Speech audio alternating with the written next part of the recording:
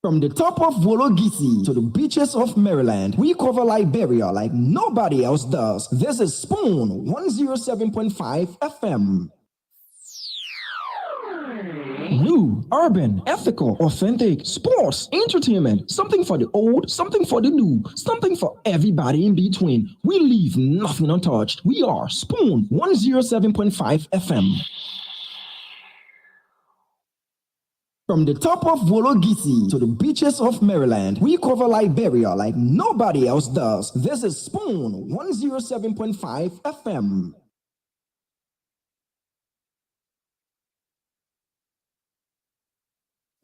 Yes, I, a special one from the CEO, stand coming with the spoon. And your boy, Friday the South Band. Charges on the beat. On the spoon to get your information. On the spoon to be part of our discussion. Spoon, spoon, spoon television. Spoon, spoon, spoon radio station. Spoon gonna tell you what is happening in Liberia. Spoon gonna tell you what is happening in Monrovia. Spoon gonna tell you what is happening in Africa. Just to spoon you will know. The children crying for starvation, just to spoon. You want to get a news update, my brother, to spoon. You want to know what is happening in Moravia, to spoon. Politicians want to make their decision, just to spoon. You want to know what happening in the ministry, to spoon. Yeah, to spoon. Yeah, to spoon. You from Vonjema, Maryland, to spoon. Yeah, to spoon. If you eat kepa, gradually, my brother, to spoon. You got a spoon TV, you got a spoon radio, to spoon. Yeah, to spoon. You want to get a news update, to spoon. What? Yeah, Rastafari. Kilibamba, kilibamba, kilibamba. Kilibamba, kilibamba, kilibamba. What I want? This one you back today. Spoon TV. Spoon. This one you back today. Spoon. Spoon TV. Spoon. Ba. Skiddy dabado. Spoon TV. Spoon entertainment. Cool. Stand coming with the spoon. And your boy, Friday the South Band. Charges on the beat. On the spoon to get your information. On the spoon to be part of our discussion. Spoon, spoon television. Spoon radio station. Spoon gonna tell you what is happening in Liberia. Spoon gonna tell you what is happening in Monrovia. Spoon gonna tell you what is happening in Africa. Just to spoon you will know. The children crying for starvation, just to spoon. You want to get a news update, my brother, to spoon. You want to know what is. And so the code for today is 662024. Those are the magic numbers for today. 662024. If you know what I'm talking about, the first person to get that code, go play and you win the lottery today. 66204. Dr. Richardson is thinking, what is 66204? That's today's date. The 6th of the 6th month, 2024. Yeah. Uh, she's shaking her head behind the screen. But whatever it is, pleasant night to you. Those of you listening to us all across Liberia, I'd love to say a pleasant night to you. It's been raining most parts of the day. It's been a beautiful, wet day, I should say. But some pictures coming out of Kakata City, Margivu County, for which Haji Masale is going to go there to authenticate those pictures for us, is that the dirt, has taken over the entire central street there of Kakata City. And we need to authenticate what's happening. That's a major transit corridor. And besides being that, it's a place people stay, and to see that solid waste, now you have to be doing dress by dress with the dye and all that. What's the Kakata City Corporation doing as well? And so we want to bring you our own pictures, to tell you what's happening across the country. That's the only way we can make this country better. If we see things, we say things, and we make sure that solutions are found to those things as well. Those of you watching us all around the world, we love to say good afternoon, good morning, good evening to you, pleasant night, depending on your time. And I do see Dr. Regis in the background. When she's ready, she's definitely going to come on, and we can have a good show as well. This is the nation's premier nighttime show. This is the biggest show of all shows in Liberia. This is the Spoon Talk. My name is Mama Slanga. I'm producing tonight. You're welcome to the show. Sam Podia Johnson is watching us from Claretown. Hope you're doing great. Michael Carey is also watching us. Martha Nyankun. Martha Nyankun. No offense though. Martha Nyankun. Hope you're doing great. Mohammed Kamara watching us from MKK community. Which one? MKK community again. Decipher that one for us so we can understand it. Raymond Red Frank Sr. is also watching. Marcia Senel, if I got that right, is also watching. Alice Ban is watching via YouTube. Hilary Wula is watching us, as well as Abel Flomote. Patricia M. Morris is also watching tonight. Andy Dow is watching from Bassa. Judith Sano is following us from via YouTube, and Judith was the first to have commented according to our dashboard. So we give you that privilege by highlighting your comment first. Thank you there. Martha Morgan is watching via YouTube. Sumo Jackson is viewing us from Belgium. Hope you're doing great. Ruth Pittman Baka is watching us from Minnesota. Berlin Green is also watching tonight as well. Doc, how are you, ma'am? Simon, I'm good. How are you? All right, well, you're cool. Yeah. Oh, okay. At least come on you. Yeah, in our winter. Really? Rainy season? It rainy or cool. I said we can get snow. We take the rain and snow. You jet too much. well, it's breezy out here today where I am, and it's been a great day. I was wondering what you meant by 06/06/2024, and then of course when you said, I was like, oh my goodness, yeah. I almost wrote the number down. I said I gotta go play the lottery today. Yeah, but go play that already. I don't play lottery, but maybe this would be my luck, right? Yeah. When you win now, and you look down the give out the number. Yeah. Of course.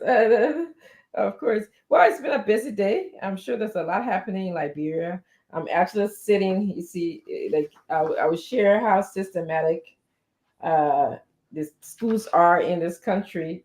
So I'm sitting here writing progress report on the doctoral level students. I and my faculty have to write on their professionalism. I have to say something about them. And the question I'd ask under that, does the student present in a professional manner?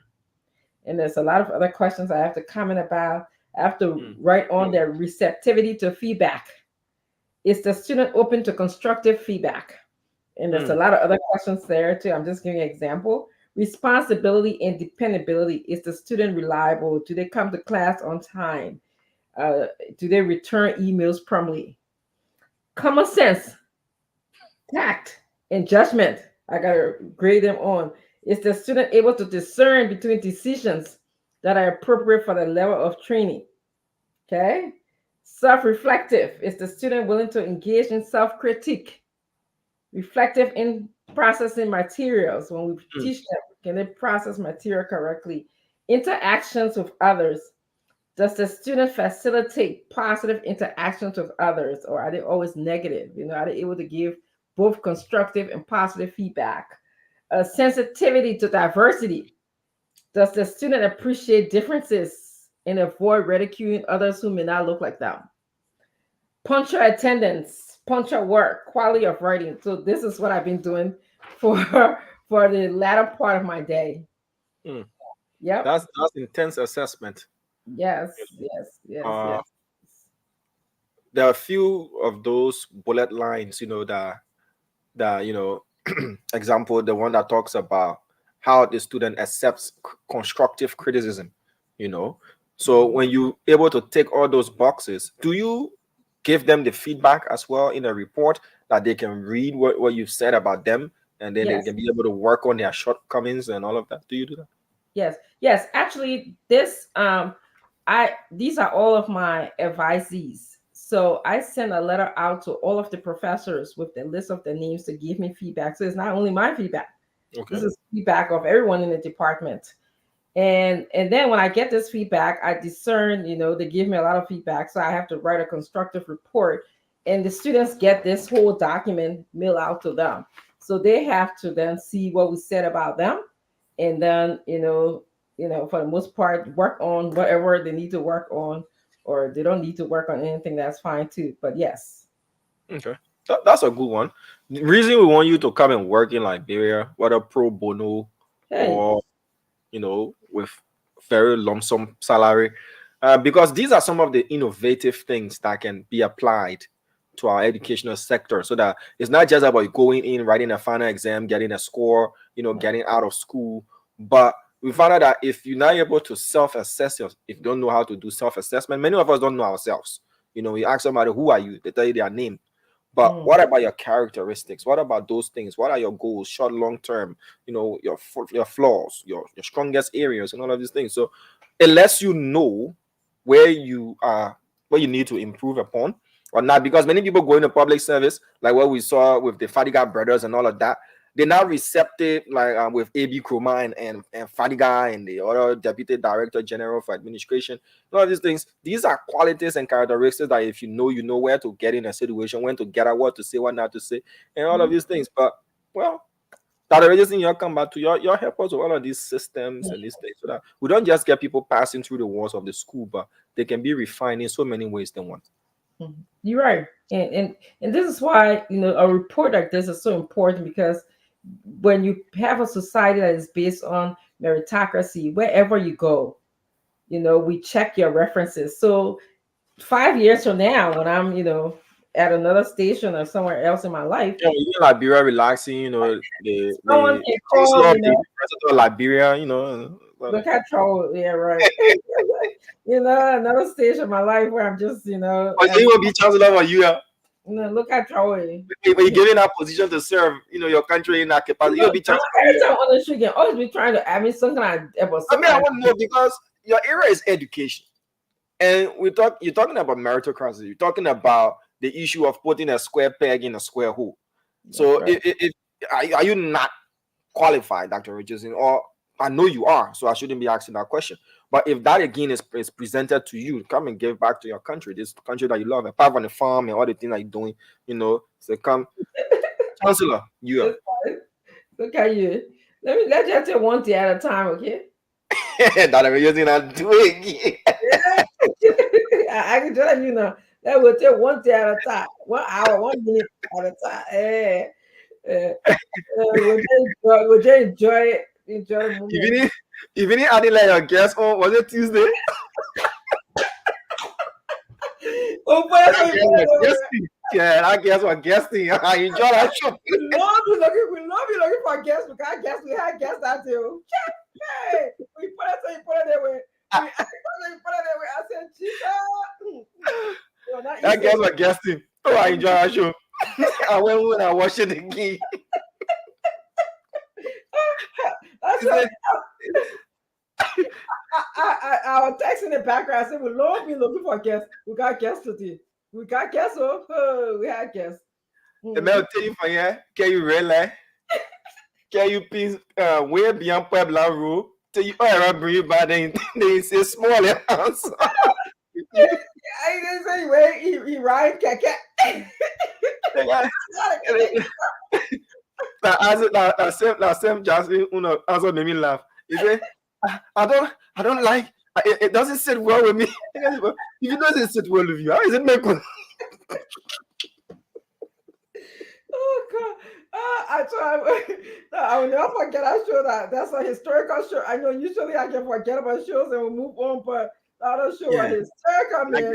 I should have finished saving it already. If you want it, I can say you a copy of the link so that you can just keep it. That's what need to be in our archive. In fact, I need to make a whole plaque with that show and hang it in the office. Say, you don't like me. I know you don't like me. You see this? Huh? You don't like me. As I say, I like you, I love you. I mean, and the thing that I actually, then you talking, you say, got 5 children, and then I just reacted. I was like, 5 what? Because, I don't even know what I was reacting to. Oh, God. I said, Jesus, no way. Sorry, reason you're passing your question, eh? Yeah, I'm telling you. I'm telling you, thing I was dealing with, at least somebody who would reasonably answer the question, but our different thing were on there. But anyway, that was let's start the show by telling you that people try to discourage him from coming on, but he told them no. He's coming on. He came prepared. At one point in time, you guys tried to take him off, especially when Isaac brought about the whole calling of the imam, and all of that. He didn't want that, so he started to behave a bit jittery and all of that. But I noticed that was the only time he felt a bit off. But from the start, they were ready. Why don't you talk about the good things of your sister? As a younger, she came to do orphanage. Talk the good one. Good. And you wanna lie, you talk the good one. Forget all of them. I was happy the way he was bragging in support of his wife. That was really great. I appreciate that. He was really, he really loves her. I could tell from the way that he was speaking about her, which is good. I like to see when men are so admirable of their wives. It's really good. But we're 2 of them friends. What does that have to do with me? Difference. Go ask them about that. You were able to go laugh at us. You were able to go laugh at us, right? No, me, I watch it just to laugh at us. Yeah. But it's like, there were so many interesting inconsistencies that I thought about later. So on the one hand, he's telling us to appreciate Liberians, how in the world that we allowed a non-Liberian to come and smear the name of a Liberian woman, which is good. But on the other hand, we put him in a high position. We didn't appreciate other Liberians who were put in a ambassadorial position. So I was like, so confusing, so confusing. But hey, it was a good show. It was a good laughable show. We had a lot of interesting Liberians had mixed feelings about this show that they watched. We got a lot of people are watching the show from all over, from all the networks. Yeah, a lot going on that. We needed to have a good laugh about that. Yes, I did. I just let it out. Thank you thank you for making me laugh. Yeah. So the Lone Star did well yesterday. They came back to draw with Namibia, which is very difficult in African. Rebecca said he's the guest of the year. Yeah. when people vote for guest of the year, so far he's in the lead. Yes, we're in June, right? Yeah, we're in June. So Tama, let me let you look. I'm gonna be leaving you because I got class tonight. So I can just come laugh with you small, and then I'm gonna have to leave in about maybe about 2 minutes. Yeah. In 2 minutes? Yeah, 2 minutes. Okay, we'll handle it. People will tell us what's on their mind, but I just wanted to bring you up. Not that you're not up to speed, because you're always following what's happening in the country, But the Lone Star, we want to see them qualify for the World Cup. But they started on a good footing from the fact that they were losing and came back to draw. We have a game on Sunday, if I'm not wrong with the date, against Sao Tome. Also, that's an island country. We're supposed to be playing them in Morocco. And we're hoping and praying our boys, will do us proud, and win so that we can make better strides when it comes to football. A lot happening in the country with the issue of this whole DEA fracas. Liberians are keen on what the president is going to do, about that steadying that ship. But the OIC is also getting a lot of commendations. People are talking about Mr. Peters, who's been appointed as the officer in charge to steer the affairs of the LDA until when a decision can be made or after the investigation.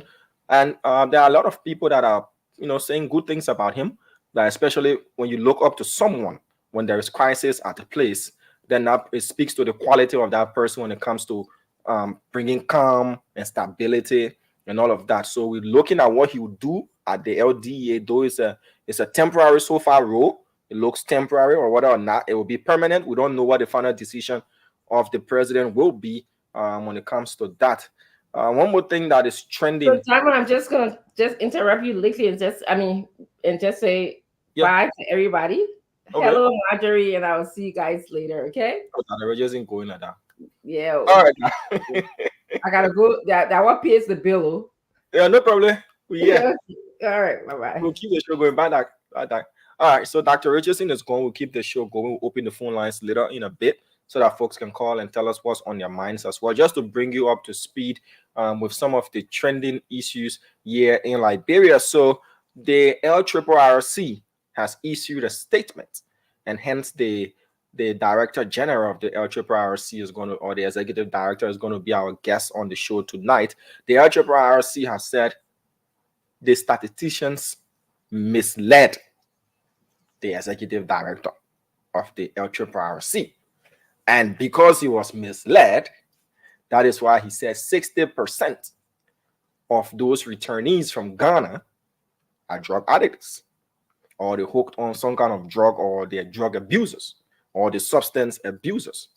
So they've said, they've taken the whole blame and put it on the statisticians and said, look, these guys that are doing our statistics for us, they are the ones who misinformed the executive director, and he himself took the information, the misinformation I was giving from those who were conducting the stats, and came out to say it. So the question is, who are those that were doing the statistics for the LRRRC? What samples did they use to come out to say the 60% of those who return from Ghana are hooked on some kind of substance or the substance abusers?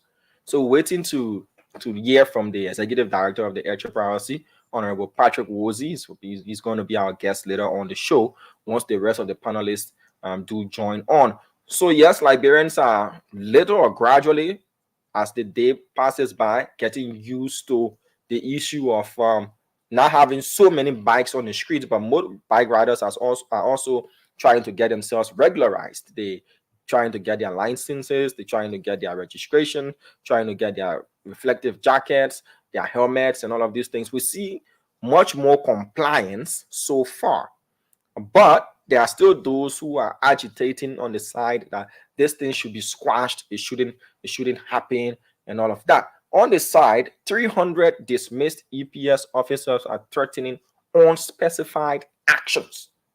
According to them, they were wrongfully dismissed by Ms. Honorable Sam Gay, the director of the EPS, and they are going to stage unspecified actions against Mr. Gay, the director of the EPS, as well as the JMB government, that if they now reinstate it, or whatever way, they are going to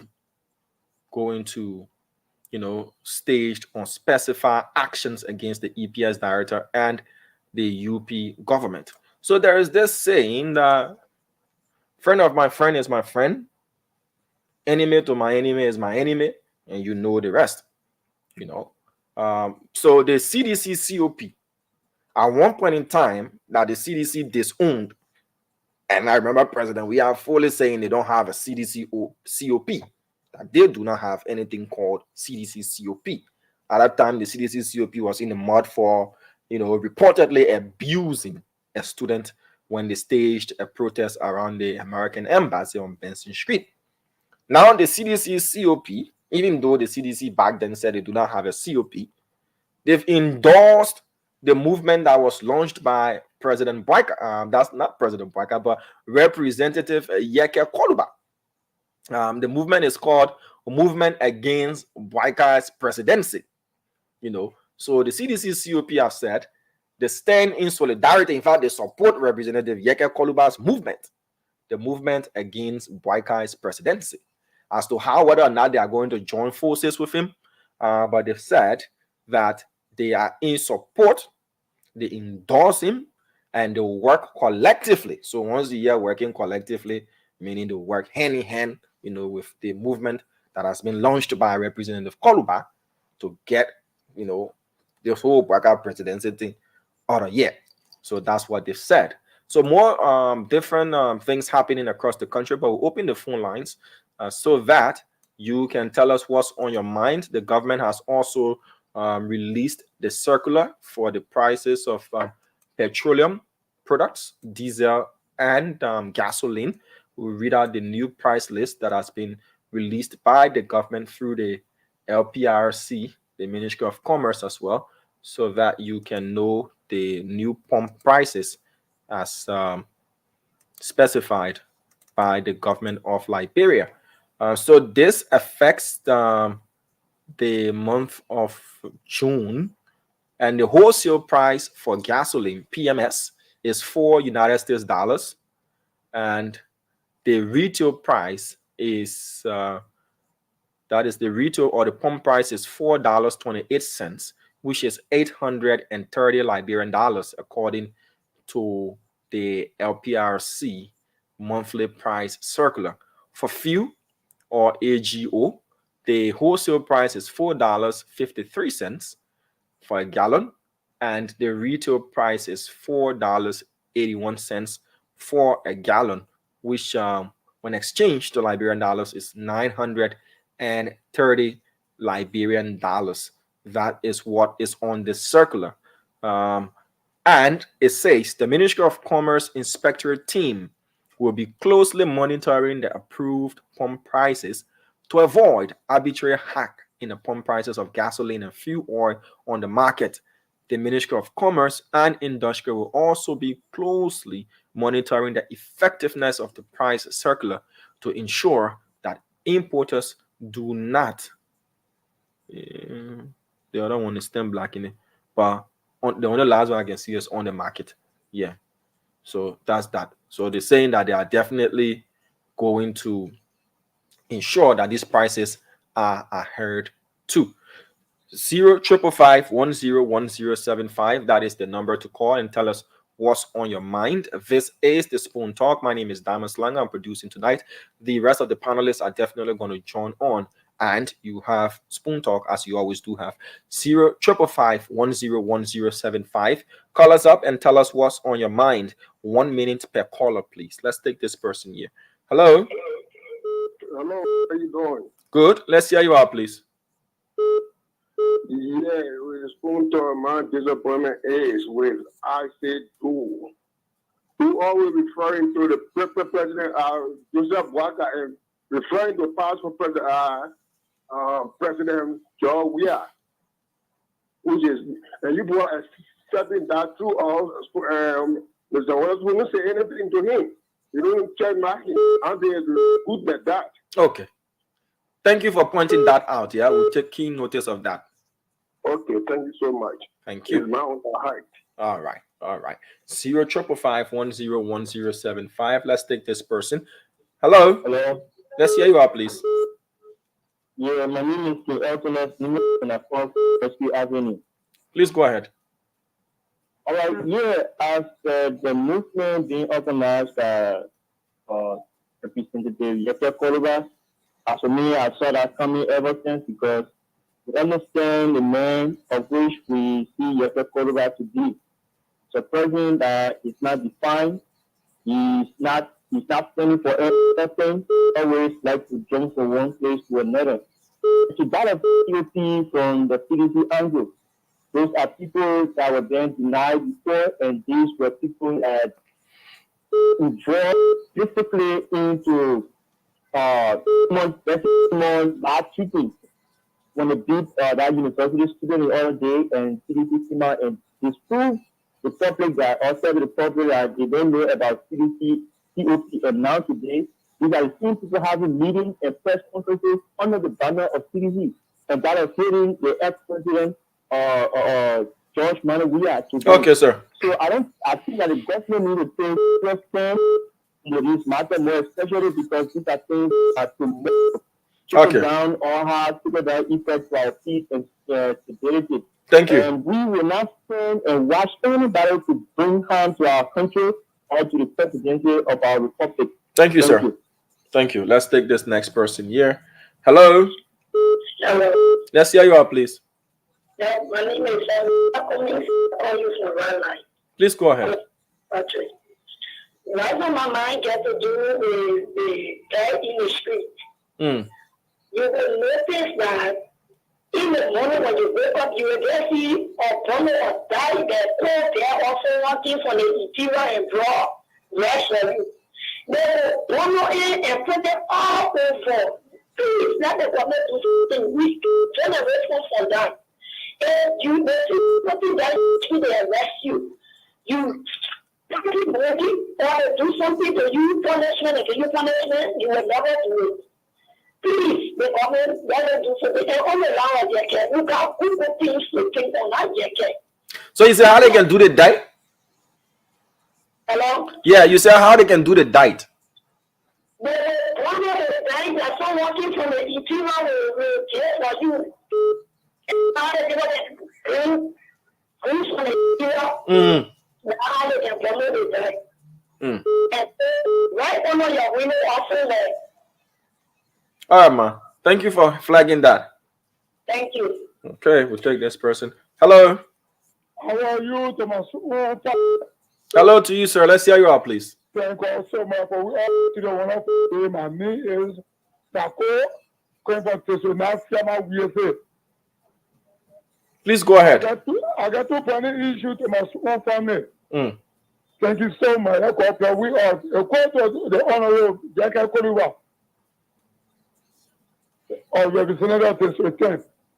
I think I thought I still get this effect for those days when they are planted, leadership was taking. Now, once someone will put together, the whole country put together to go and clean out this rate. 18, you tell out this rate, you want to put one thing on the table to get development in our place. And every Liberian tell the people, they come to go somewhere. It didn't come with faith. Why you want to put all of your children to be saying your opposition again? They tell the just the faith. Because why they come, they come in and say, see how the president today talking to the whole world. See the public world minister. See that the child president come down. No, never see that, you cannot put New Year and go for protest. And for the United Party, the chop for not do the right thing. I will for the party. I will tap out the party. I will tap my chairman. And I will tap it. That you're right thing. Our family, our children, and the people want all that. You see what the president has do?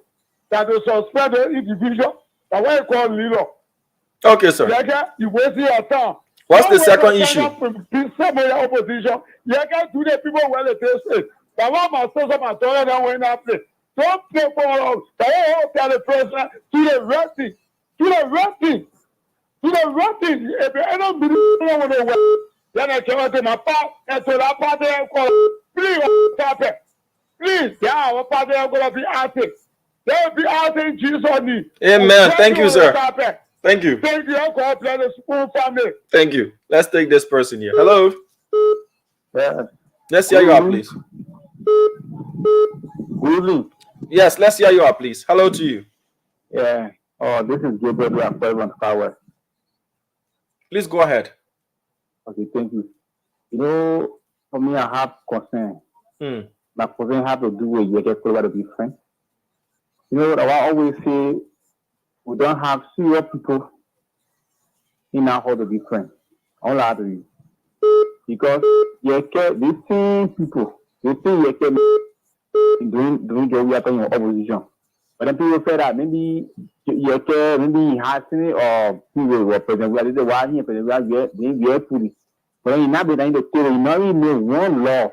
You pass no bill. In our order to say we put bills for you love me. Why you can't go to you can't go to your you can't my friend say me take with your consent. But then they doing it for you to protect. You're not supposed to be friends because you love me because fuck your government. You saw the very friend. All right, sir. So far now. To compare me law. What you want for government to say can go for you, but you can't be among the citizens when they say you go put up for funny. For me, after I always say we're not saying anything different. They say what saying CDP or saying they're gonna quit them and keep putting that blood. That's why he not massively to tell them. All right, sir. Thank you. So thank you. Are you not quitting now? Thank you. Let's take this next person. 0555101075. Hello. Hello. Let's hear you out, please. Go ahead. Calling for Oro. Please, let's hear you out. Go ahead. Yeah. You go cover. They were fighting me in the town here. You need to party how you step behind me before you win at this place. All of them going out, them for the 50,000. The people want to reduce that money. The money want to reduce it because it's so country. They don't pack on now. Them for the 50,000. They want to bring people money down. I think you country will passport. That's all want to do. Because you see it, all our things are just saying it. Because $150,000. All right. Who have a help? They control, they represent everything. All of them are running in the play down there. They are money come down. Tell me, one person 50,000 by 1 year, you know how many I get? All right, sir. Thank you. You know how many I get? Thank you. Some people living so what they mosquito giving a hard time again what I see you. Cholera USA. All right. Thank you for making your point.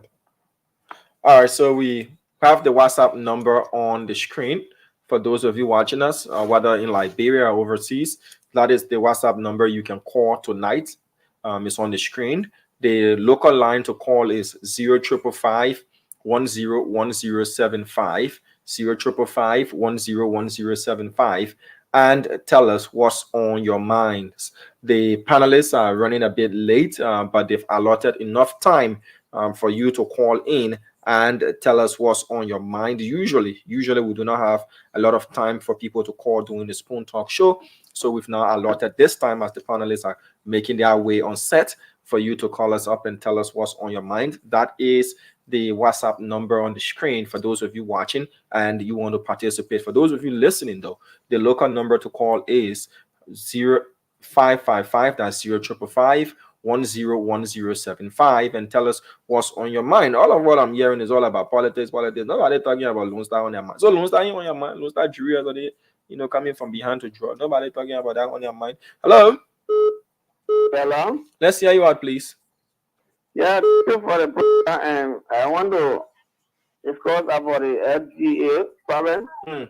And we want the FGA be rebranded, and that there be new recruitment. Everybody, majority of the FGA officers, they are all age. They are not trained and what a few. And those are the people, these are people that have they are doing other things. At the same time, I get the FDA people. When they are about to go on the other side, they will call that they are people that are selling for them, what have you. So let there be a rebrand of FDA web to do background investigation and other things. What are the person involving any criminal eye, what have you, do background investigation. At the end, you know who is who. Then as you recruiting them, you will be able to know who is the person that you are trying to recruit. Okay, sir. You just need them that are you have to people out there at the end. They are people that are enforcing the drugs. They be into the drugs. All right, thank you. Facing the country. Thank you. Thank you for stating what's on your mind. Hello. Hello. Let's hear you out, please. My name is G. Well, I want to tell our players thank you. Let God bless them. And I know whatever game they go to, he will be happy. Let me pray. And another thing I want to say, let me take time. Liberia is for all of us. And we die for Liberia too. And when you look at the person has out, they will fall on everybody's houses. So whosoever that planning to do anything, let them think about Liberia. We saw it at that time. So 2 years back, at that time, we didn't want to see it again. So we all suffer. We saw it. We saw it. So let me think about Liberia and stop thinking about anything. Every woman in his group, let them sit down and let the president because they shouldn't throw it away. Okay. It is serious. That's it. So we're talking about strong security. All right, Thank you and have a blessed day. You too. Let's take this person on the WhatsApp number. Hello. Hello, Diamond. Yes, please. Let's hear you out. Yeah, my name is Sylvester and I join from Pennsylvania. Go ahead, Sylvester. Yeah. You know, we need to understand yellow. Yeah, you live. Don't mind the feedback. Just talk to me in real time. Don't mind the feedback. What you doing? What you listening to is a bit delayed. So just go ahead. Don't mind the feedback. Okay, Diamond. My concern has to do with, you know, we Liberians. We need to understand that the power is in the people. The power is in the people and not in the lawmakers' hand. You know, we give the lawmakers so many power to the extent that we don't know who the have the power. You can't put someone in position in the House of Representatives and then with that function. You know, we need to start being loyal to human beings and start being loyal to the country. You will see people will be for CDC when Baga is in power. They will be saying, "I get money. I can invest in Liberia right now because CDC is not in power." So we need to stop that. We need to focus on making our country better and stop paying loyalty to too much individual. You can't get a representative going power for 12 good years. Look at Astor Green. You will make 12 years in power and you leave from power. You can't get any investment for the country to be in power, but you're sitting on the radio all day and castigate the government with no sound plan. You get people like Yeke Kumba, you see, he's a lawmaker. They don't know that function. Once you are a lawmaker, you're part of the government. You need to be giving solutions to solve the problem in the country. But they will sit back and say, the president doing this, president doing XYZ. They seem to realize that they are part of the government. Once you in the House of Representatives, you're part of the first of government. Okay, sir. Get input to change the country. Thank you, sir. Thank you. Let's take this next person here. Hello. Hello. Okay, so the WhatsApp number is on the screen. You can call. We take this person directly. Hello. Hello, Diamond. Yes, you live, please. Yes, this is Dorothy calling from Albany. To say how to break up for me. Okay. All right, man. Go ahead, please. I just want you to remember this. Please, if you had a video when the election was going on, they had people who were voting, kush. They were all women in blue. This is destroying our country. They decided that from the beginning of the elections. Please show that video. We have it. They all were in blue. Women, kush, will vote for you. Kush, will vote for you. All right, man. Children and great-grandchildren in Liberia. Okay. Thank you. We want our country to be better than this. Thank you. All right. Let's take this next person on the WhatsApp line. So Rose Poine, if I got that right, has stated what's on her mind. We will definitely work on that for you, Rose. Hello. Hello? Yes, you live. This is Phone Talk. Please go ahead. Okay, Diamond, how you doing? How everything? Everything's super. Hi, sir. Yeah, but man, I don't be talking. Want to talk to you and the rest of it. But how everything got to that, you will get to you. Mm-hmm. What's on your mind? Okay, what is really on my mind? One has to do with what you put get it as a do in Jackson, Samuel Jackson on the show here for. There are diverse views. You know, we all can be from the same side and see things the same way. So but you see, the two of them, they will see that the thing is written in black and white. They will still want to deny it. Okay, that is one. Two. So when you want it off the show, that's what you trying to say? I want to put off the show, and even the other men I have found with that Repatriation. I heard that you could bring him back on our show. You're not bringing that man back on our show. And even the other man, how they call him, Gibson Jeru. You're not bringing people back on the show yet. But the show is for all Liberians. Are they not Liberians? Are they not entitled to their views as well? Gibson Jeru, who told you people that if drinking water, if you have gone, you are going to get a Liberian. That's in Gibson Jeru, man. Okay. All right. So what's the second thing? What's the second thing? The second one have get called. Why you get one in the place here? Hey, district down there, you're not loving in a hustle. Make sure that that district be developed. Since during the last election, you are electing that district, and then people agitation and what have you. The past going on, able to at least carry the little role in that place. What have you? Is that all he's going to be? That all going to be doing that district? All right, sir. He's not going to do any other thing? All right, sir. I'm sure he's listening. Oh, thank you. Thank you. Before we go back to the phone lines, Boomberger, what's up, Chief? Damo, what's up? Super. What's up? Yeah. How you making them, man? Yeah, we are got money. That's all you gotta do. Yeah. But you listen to the callers, right? That question is straightly to you. Which one now? Which one? So why you got Isaac Doe, Gibson Jeru, Samuel Jackson, Kefasan, and the rest who are not supporters of the Unity Party-led government on the show? Are they Liberian? Let me answer that one. But are you conveying the message? Yeah, but you're bringing the message though. Are they Liberian though? I don't know their passport. No, but check now. Tell us, are they Liberian down? I know their passport. You've been very, very, trying to get some bad news here. Are they Liberians? I mean, are they part of the political conversation? I mean, it's easy, man. Come on. Everybody got to chill. Let me just tell you something. So you see Daniel Junior Boazizi do there, our own man. Daniel is a diehard sedition. He is. Right? So I saw Daniel commenting and supporting Yega Koluba and check. He's a sedition. That my pigin, he came, he's a sedition. But I mean, we have this group called May Bond Group, someone that May CEO something. He said he's the CEO. So the man very serious on that group that was begin. The man got nothing to do. Him paying bill, he lay away my pie making plenty of money. I say the beginning I get nothing to do with money. When you in a group and your wife, they come in and make them pay for the party.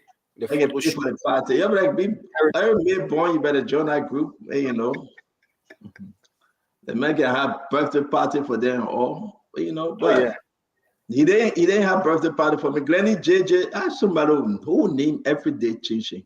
Today night, Glenny JJ having 2024 Olympian mom. That Olympian mom. Betty, how you doing? What's up, Biggie? How are you? I'm good. Why is it Boomberger? Yeah, that's just it. Are the men who run away from the army? I didn't. I stood my calling. I stood with my calling. At least I'm not gonna grade. You see you? And you bring army business up. How will you bring army business or you call Conan Gray? I beg you. I'm begging you. You bring it up. You bring the army business up. At least I'm not Dwalu. I'm not Conan Gray. I'm not, or how you call him. But Dwalu ran away. Dwalu didn't complete though. All this thing you'll be saying, let's be serious now. Dwalu signed up for 6 years. He did 4 years, and he said he got injured. He got to leave. Seriously. So Dwalu and myself is saying. Well, 3 days, well, 4 years. Dwalu went there for that GI Bill, right? He got it. He went there for other incentives, like the medical, because once you join the army now, you have that thing, you're a veteran, right? You got it for life. No, you bring it up. Let's talk it now. Y'all know I can't let anything pass. I'm talking about you that you don't want to put other people inside. I call nobody. I say you. Yeah, but how will you talk about army and you talk about corner grade? The man who corner, how you got the corner, nobody know. Only God will know. Who commission you? No, the man say after the war, you don't start something, right? Everybody was looking for who to get ranked to. After the war, AFL was in disarray. They were scattered. You know what happened? I'm corner, a general, a mayor, a fourth class, second class. The man look at for a while and say, I got boy, I'm my own. Training where? The man look at Hesiga boy and say, you know what, a special assistant to you. I corner. Hesiga boy and say, take it.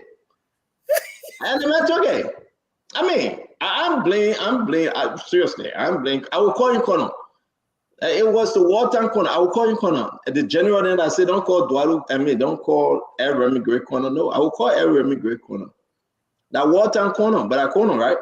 So what the difference between a wartime corner and a peacetime corner? But that's why they dissolved the whole army. Because Maraceli couldn't have, she was so mad. She said, every Paul, Peter, Tom, Dick, and Harry Harang. You turn around, general were coming from in the swamp. Look at, Yeke rank? Yeke that general, Yeke Yagbablo. Ask Yeke who gave him general name. Who gave him the general rank? Ask him. Ask Yeke. Yeke cannot tell you. One day Yeke went to the war front and came by the man said, general. Because you were the only person that survived. But you don't let us talk this thing, man. You leave the military alone. The man say you general. So you want us to name some of that again?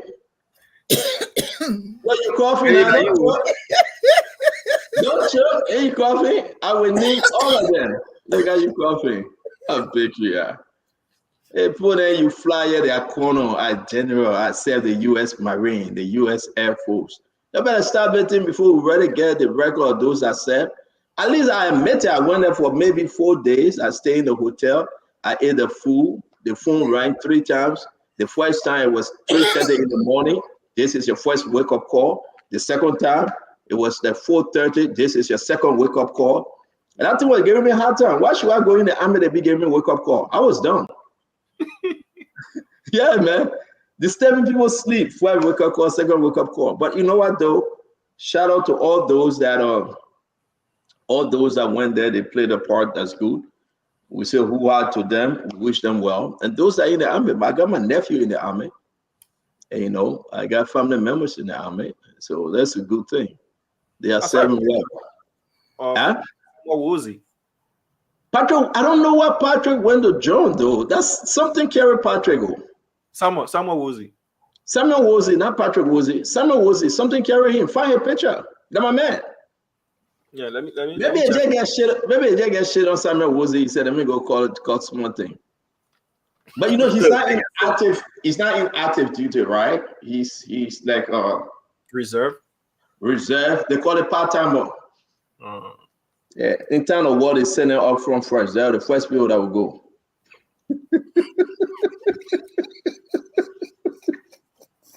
Oh my God. Those are the reason that I kept on welcome. That's the reason why I decided not to go, because it was just after the April 9. I mean, how you call it? September 9. September 11, right?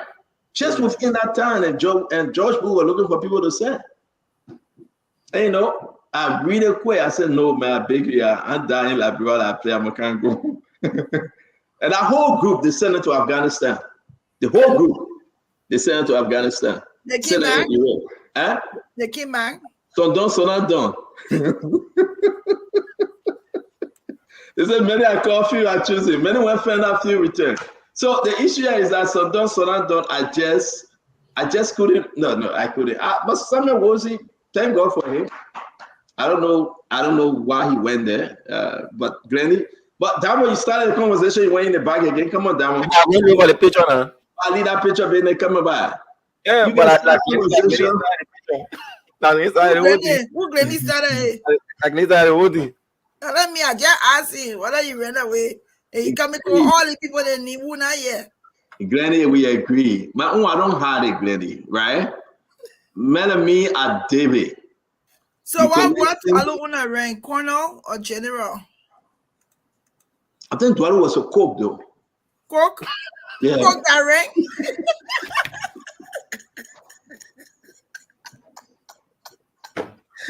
No, don't get me into any trouble. Don't get me into any trouble. But when you run away from Glenny, I think Dwadu was a coke though. I'm not too sure.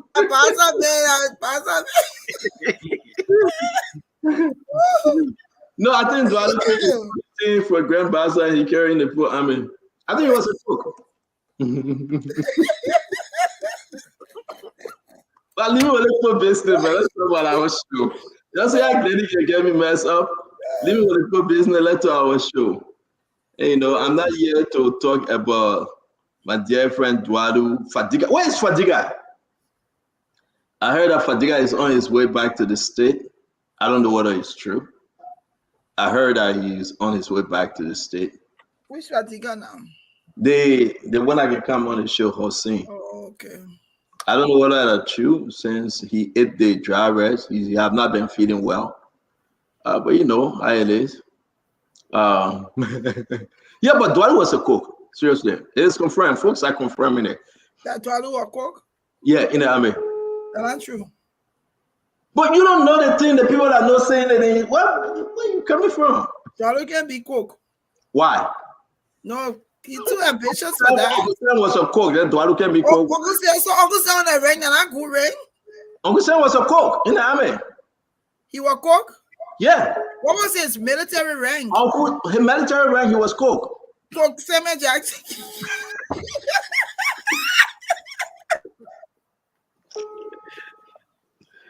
Uncle Sam, you were confident today. Oh. Uncle Sam, follow in your father's footsteps. All the pastor people that are under Chico Johnny in the army. Uncle Sam follow his father's footsteps. His father was cook to Toba, and he became cook in the U.S. Army. So. No, man, seriously. At least the man wasn't washing dishes. At least he was a cook. He had the best part of the food. You know, the cook always get the best part of the food. That way you know that. The cook taste the food. The cook eat all the best meat from the food. They can even put spit in the food. Who knows? Uncle Sam was a cook. You know, Dwadu was a cook. But I think Dwadu was a head chef in the army because he can talk too much. You know, he was like the chief cook. The one I can do the final tasting and approval. Eh? Yeah, he used to sell the different kind of ingredients and meat. You know, he was on the USS 52, Dwadu. But I'm sure, man, leave me alone. Yeah, y'all tell him to leave me alone, man. You know. No, you asked what rank. My rank, I never had any rank. I'm not going to lie. I went there and I left. Okay, I left. So you know that if I were going to go all in, I was going to be maybe a first lieutenant from start. So you can't be cook. Other people want to be cook. No, I want to be first lieutenant from start. My recruiter told me his name was Sergeant Padella. He said, I'm looking at you and you are very, very, very smart, man. And from the get-go, you'll be first lieutenant. My recruiter told me. And, you know, but I had to let everything go because I had a greater calling. And my calling was to make Joseph Barker president. So I had to let it go, you know? Your calling. But yeah, it was my first calling. Your man graduating on the 15th. Huh? Your man graduating on the 15th. Who? Baron Brown. Baron Brown staying in school? Master's degree from Oh, you got a master? Okay. Yeah. We clap for Baron Brown. I'm about to begin. You'll be fine. Ladies and gentlemen, we should be having the LRRRC executive director. But he called and said, you know what? Yeah, Patrick Woolsey. I think he related to Samuel Woolsey. I think so. I don't know. Patrick Woolsey. He called me and he said, Stanton, I'm on my way to Bon County. We got another batch of returnees and we got to go set the place up. So can I come on tomorrow? And I said, well, we have other schedule. I cannot promise you. But again, we have to talk about the LRRRC story. It's damaging. We're going to open the phone line and people are going to call. I don't know. And let me say this, Glendy. Let him drive us as someone before the other people come. I don't know, Glenny. The vetting process to bring some of the guys into power. I don't know who told the president about some of them. I think he was recommended by Senator Prince Moyi. So that's why I think 40 Fumbler is coming in studio. Okay. He will be joining the conversation. If you want to switch that Patrick to 40, that would be good. I do believe, Glenny. Now begin to think that how some of the guys got a position. Mm-hmm. I don't know him though. I'm still going to give him the chance for him to speak. I heard that he fired his HR because of all these miscommunication. He dismissed his HR most recently. It's bad. It is. It's very bad. What they have on Patrick Woolsey, misappropriation of funds, the allegation. Glenny is struggling. Seriously. Very. And the thing about it too is the senator too from Burma, Moyi and all of them, no one has reached out, no one has said anything. Eugene Cody, Diamond, if you can help us put the picture up, those representing and senator, Mama Brish Mensa, Eugene Cody, for the Fumbler, or you talk about the senators, Prince Moyi, you talk about Johnny Quay. What are they doing? Yes. What are they doing? Yes. We name all the representatives and all the senators. What are they doing? I don't know about Patrick Woolsey. If you know him, let's have a good conversation today. It's shocking. Very, very bad. We are talking about Liberia here, man. And the people are home. The document we received, you know what? Say what you want to say. I don't want to go back, say President Weah or Madam Salif or the people refuse to come home. Now, some of the rain, the stuff happening. I took this thing, I forwarded it to the president. I want him to just see. Maybe he will ask questions.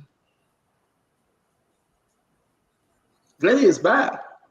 It's very bad. It's very bad. Those people, they need immediate attention. They do. It's very bad. Glenny, talk. Let me tell you. No, I'm just saying it's kind of bad. It's like, who is responsible? How can we have so many senators and different leaders, people being exiled for so long, and then they finally come home, and then they get treated like this? This is unacceptable. You would think that some of the senators of Bond County today or representative or whoever would have spoken. Or even though Vice President Jewel Howard Taylor is no longer VP, I mean, for whatever it's worth, humanity's sake, she could say something. Why are they all silent? This doesn't give us a good image that you hear people saying if they had known they would stay in Ghana and they would not come back home. How can they come home and get treated like that? That's not a good thing. So it would be good I hope that Woolsey I hope he will show up tomorrow because we have questions for him. Whoever that company that they contracted to fix that place is not even like what they call a pig pen, where they put animals. That place is not even good for pigs to be able to reside there. I don't understand how they can do that. And think it's okay and think it's acceptable.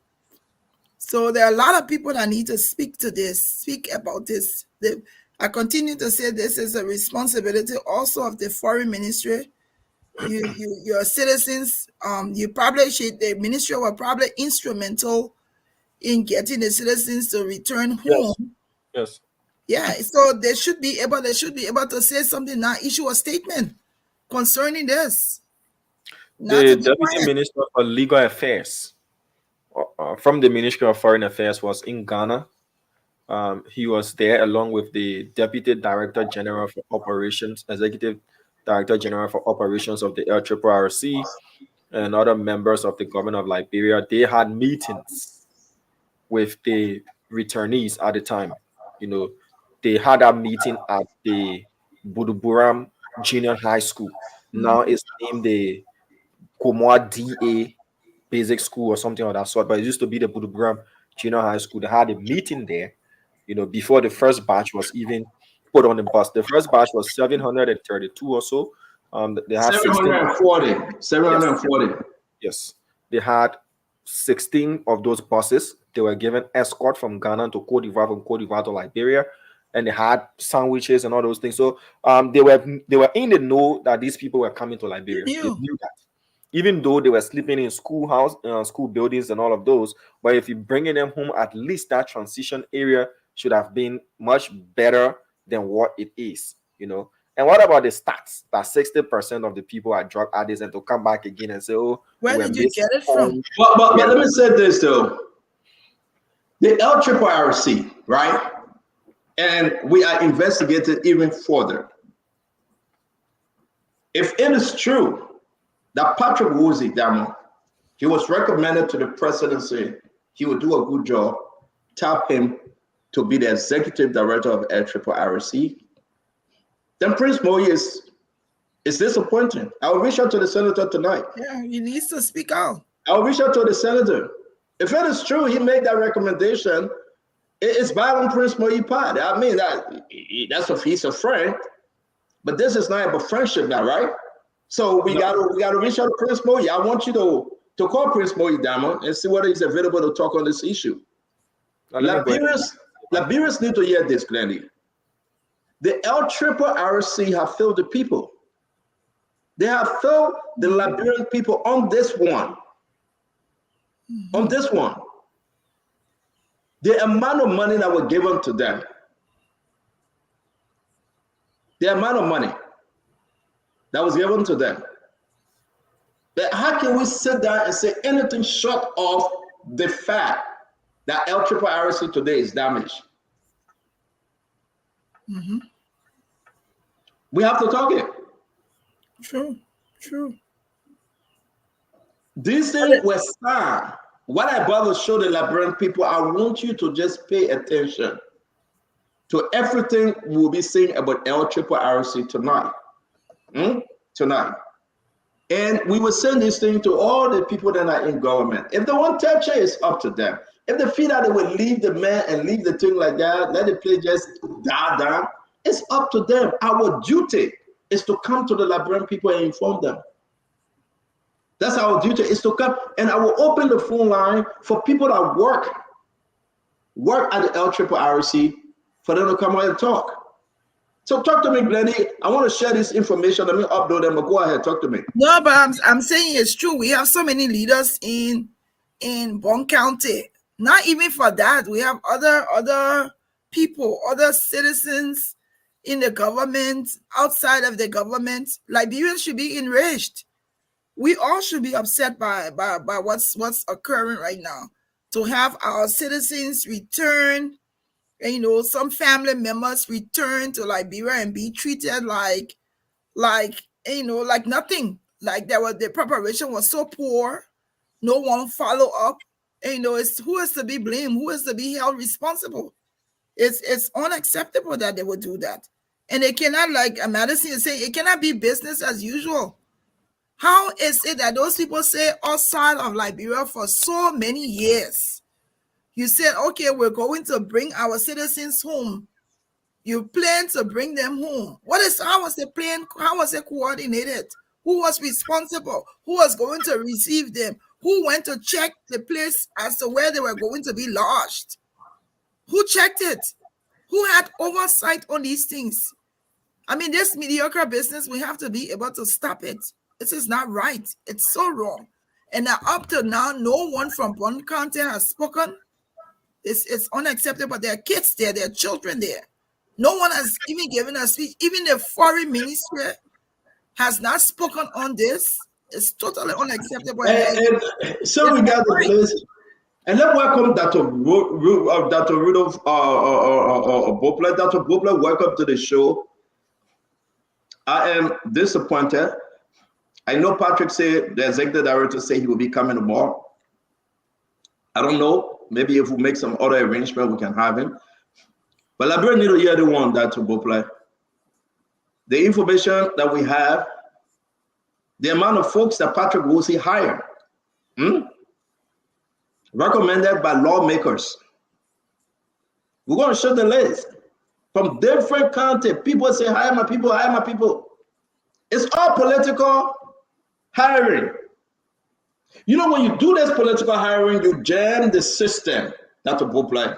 People, they are not efficient, they are not proficient, they will not do the thing that they need to do for country because of attachment to politicians. That's a book like. The people are willing to speak. They want to speak about how LRRRC is damaged. And I think we're going to give them the chance. Let me hear you, Dr. Boplet, while I upload these documents. Good documents coming up, folks. You're going to see it.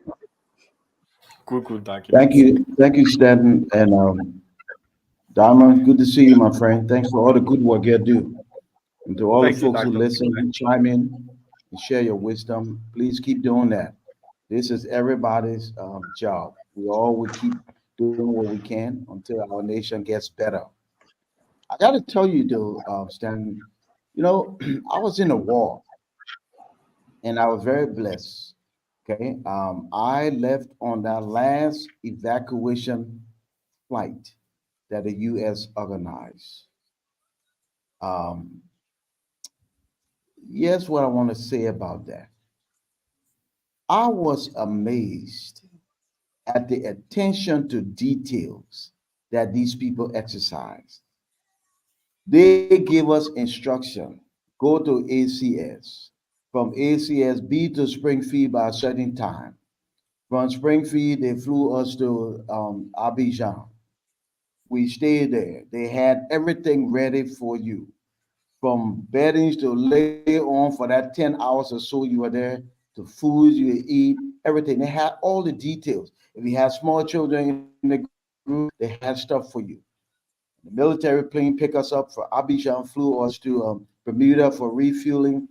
And then everybody itinerary, they had it and they worked it.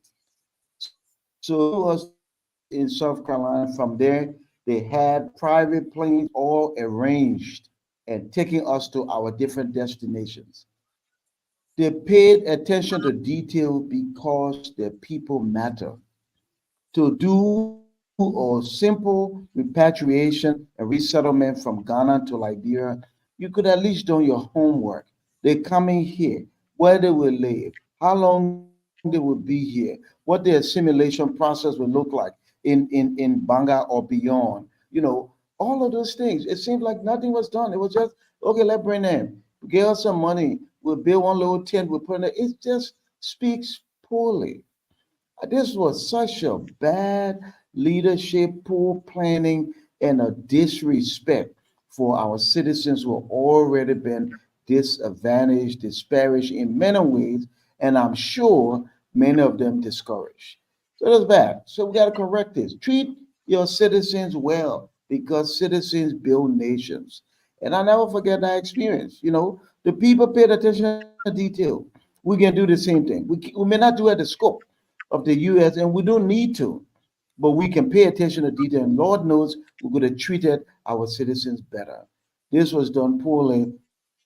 The government will respond to this because it wasn't done well. I want to say, Dr. Boblet, thank you. I want to say to all those that are watching us, we got so many information coming up, but I want to say to you on this one, this is big. We make this the first segment. Share it, share the video, invite your friends. Let's talk about this, because what we are saying here is that the LRRRC, we invited the executive director, Patrick Woolsey. He said there's another batch coming in the country. He had to go to Bone County. But what is happening at LRRRC, I don't know whether it have happened before. I want to be very clear. I really don't know whether it have happened before, but it's bad under this government. And the government need to step in. It's very, very bad. It's the wickedness. Folks, that's me. We came to rescue. The agenda was clear and good. Because I know Fatima can talk about where the people will be there. I'm not here for it today. We came to rescue. The agenda was laid out by President Boakai. You want me to hire you? I will hire you, perform a rescue. But some people are not rescuing. They're rescuing themselves than the Liberian people. I'm serious. Everybody ran to President Boakai. I want job. I want job. You know, President Boakai gets sorry for her. Every representative, most of them, senators, tell my own person. That's what got us here. Because I kuku jumuku. But I said, no, I'm not doing it.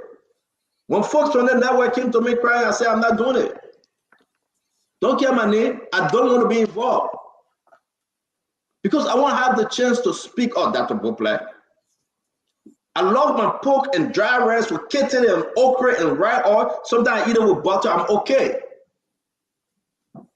I love my cup of coffee from the Wawa. I'm good. My toasted bagel, I'm super. But what some of these people are doing, this early start, the president got to start taking action like yesterday. To all this information directly, I'm going to send it to the president and those that are around him. We got no time to waste. You cannot spoil the good nature of Joseph Yema Boakai. Because no sedition will come and say everything at the president. All these people, Fatima, that you hang out today, they say they're supporting Boakai. Give them a few more months. They will say everything at Boakai. In everywhere, Barbara Zena White, Eugene Morris, Michael Grisby. I want to choose you.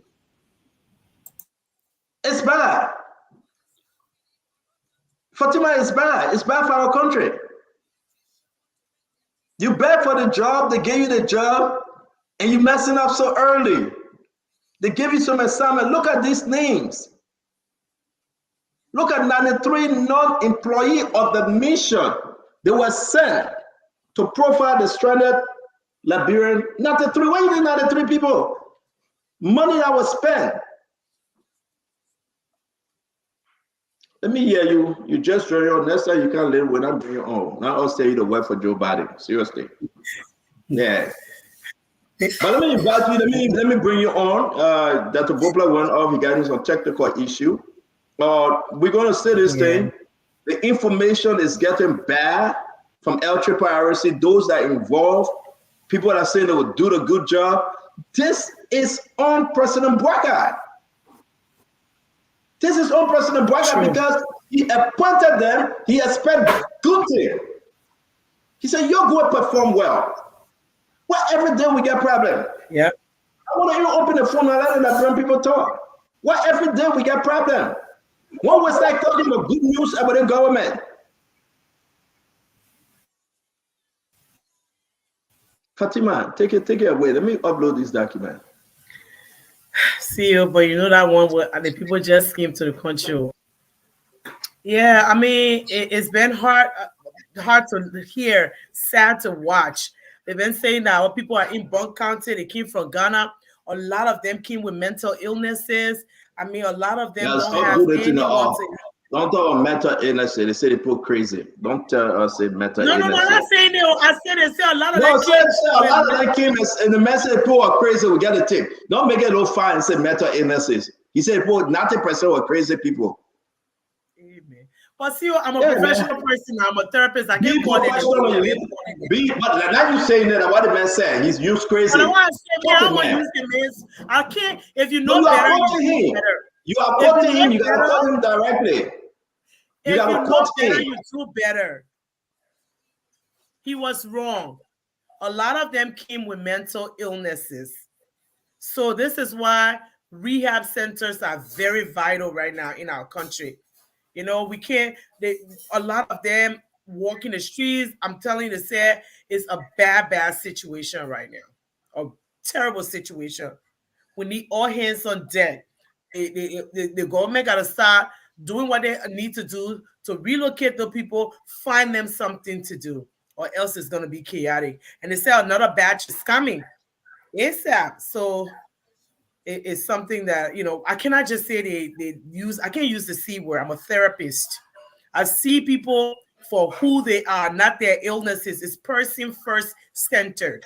You have to talk about the person, not the illness. As high blood pressure is to my mom, I cannot say, oh, my J with high blood pressure. No, it's a person that have a mental. That stigma. That stigma, Fatima. Because you come as an executive director to say the people crazy, 90% of them wrong. crazy. That was wrong. But then what you don't want to share it, and we're about to share it to the Liberian people. Adam Kau, you say it's too early. CEO, it will get better. I know it will get better, but we got to speak on this today. To make it right, we have to speak on it, Glenny. We can see and close our eyes. How you come on sponsor, you see Glenny like a top player that you think she will let it go. Fatima, I'm a sponsor and seem like I will let it go. The 2 days so you're talking to you, Machi. 4 days. How you can call it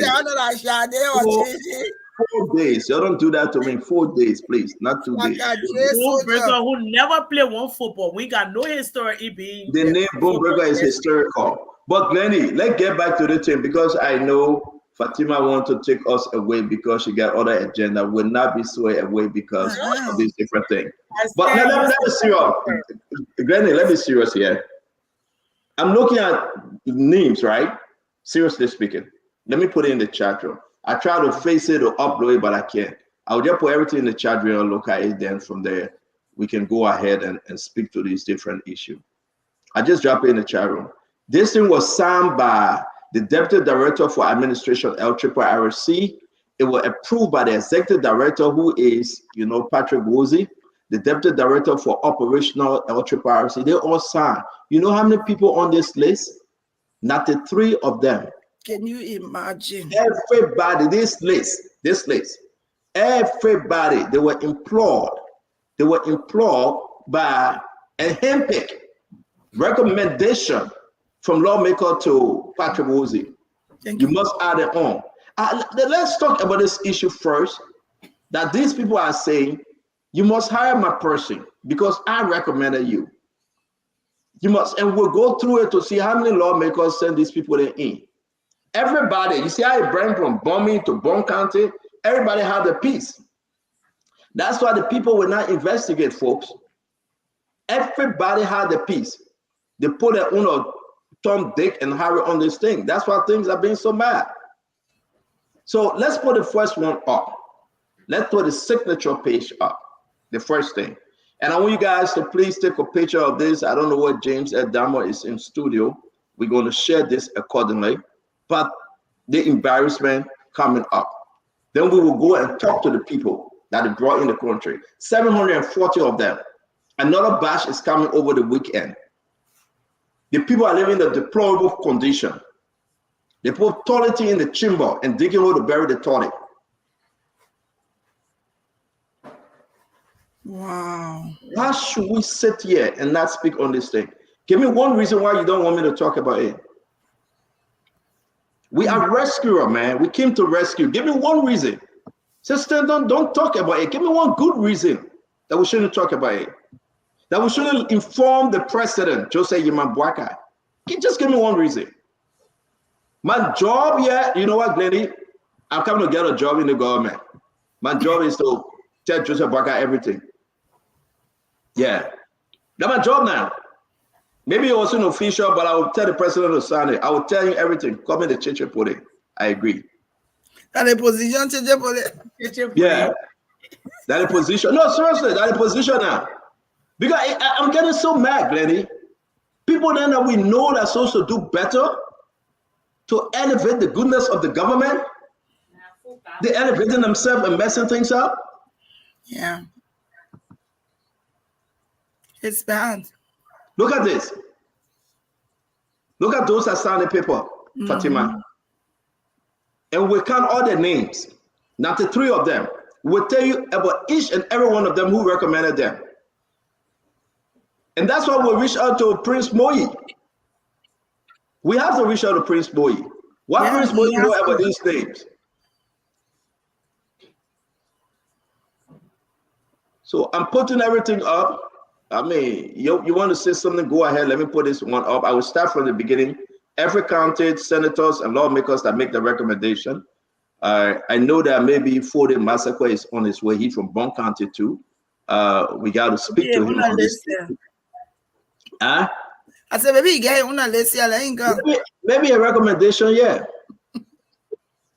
No, this is not laughing thing. Oh. This is not laughing thing. Everybody put their own people name on this list. And they choke Patrick Wozy and say you must hire the people because we recommended you. I want the Liberian people to see. And how much money was spent, we'll tell you guys. How much money they got in that E for this thing, we'll tell you. From today, that's what we need to know. Oh yeah, we got in there. Oh yeah, we got in there. We are yeah, that's a book that you know, man. We get in there. We get in there. Yes, the beginning of this list, right? But I will say though. Oh, okay. Go ahead. Yes, the beginning of the list. That's a book. 1 minute. Let me share with our Liberian people. Yes, the beginning of this list. Linda Brown, Transit Center Manager. Gloria Zoga, Findel Logan, Bidel Otto, Benjamin Boyi, Teresa Brown, Prince, Marshall, Cecilia Pau, Tia Tape, Roslyn Kortu, Vivian Toko, Anna Kekula, Josephine Sedi, Faith Klein, Rosita Buaka, Omiru Sharif, Harris Piwu, Raymond Zema Jr., Blessing Kennedy, Horatis Russell. This is the list we are. This is from Moserado. The name I just read, these recommendations came from Moserado. These are the Moserado staff. Now let's go to bombing. Mafe Foley, Doris City, Nafasa Wolu, Kwedi Kennedy, Alexander Flomo, Heron Yakoli.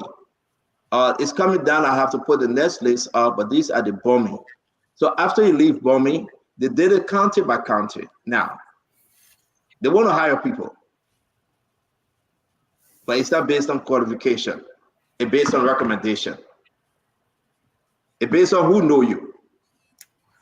Let me hear you that to Bobler while I upload the rest of this list. Then we'll talk about the money aspect likewise. Well, there are a couple of things I want to say. First, in the post-war, we got a new normal that is really not good for the country. Legislators have taken the place of county administrators. Before the war, senators and representatives were in Monrovia trying to get resources for the county. After the war, the senators and the representatives are doing everything.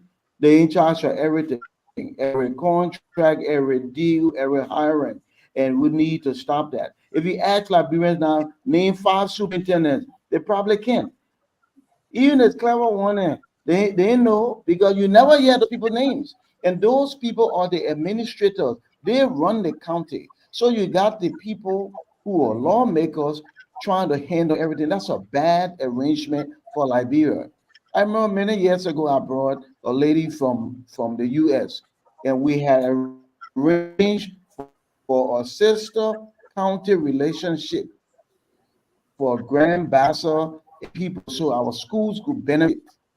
We came to the superintendent at the time. Pinkett said, go to our leader. Who's the leader? You are the superintendent. No, no, no. Western guy is our leader. I thought you were joking. She insisted, and we went and met with Western guy Finley. At the end of the day, long story short, the relationship didn't develop like we wanted. We did send a photo. It came to Liberia. We came here a year and a half later. They couldn't account for anything. The legislators need to let the county administrator do their job and get them involved. If you get them involved, you will have more accountability and more transparency because those people are there. They live there, they're there every day. Stop sidelining them. Second, that list you showing Stanton, I'm sure you got more there, county by county. That's classic big government with small outcome. And we need to stop doing that. Big government, but very little to show for it. You know, people, all the supposed to, all the executive, deputy, whatever. Bring our people home, a small group of people, relatively. Bring them home and treat them with decency and respect. We will keep talking about this thing until we see some shift in the system and in the organization, especially with this one, because this is close to inhumane and it's wrong. It's wrong. Let's go to Glennie, then Fatima. Glennie, talk to us. I mean, I think we keep saying the same thing over and over. It's almost like, I think the people have been in Liberia now probably for a week or 4 or 5 days, that we haven't heard anything from the senators, the representative of the county, the people that's in charge, the foreign ministry. I'm going to go there again. We haven't heard anything from those people. It's like, who planned this? Who coordinated this? Who was responsible? Who was ahead of it? Did they go to see the building that the people were going to reside in? Who checked on this? Did they check? Did they have a checklist where all the boxes checked? Is the place even habitable for people to live in? It's like an open room. It's almost like this is even the water were running in people's homes. They were even way better than where those people are.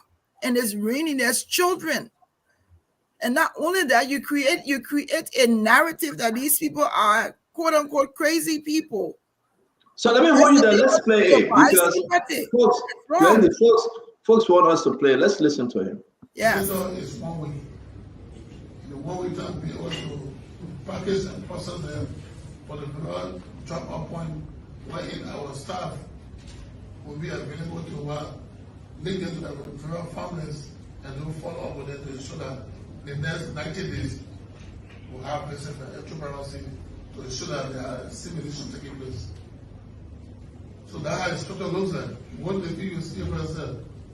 But I've been few challenges and want to take ownership of that. In case of going to the country, 60% are good people. Want to say good people. And then we have to work as a government, as a people to work with them.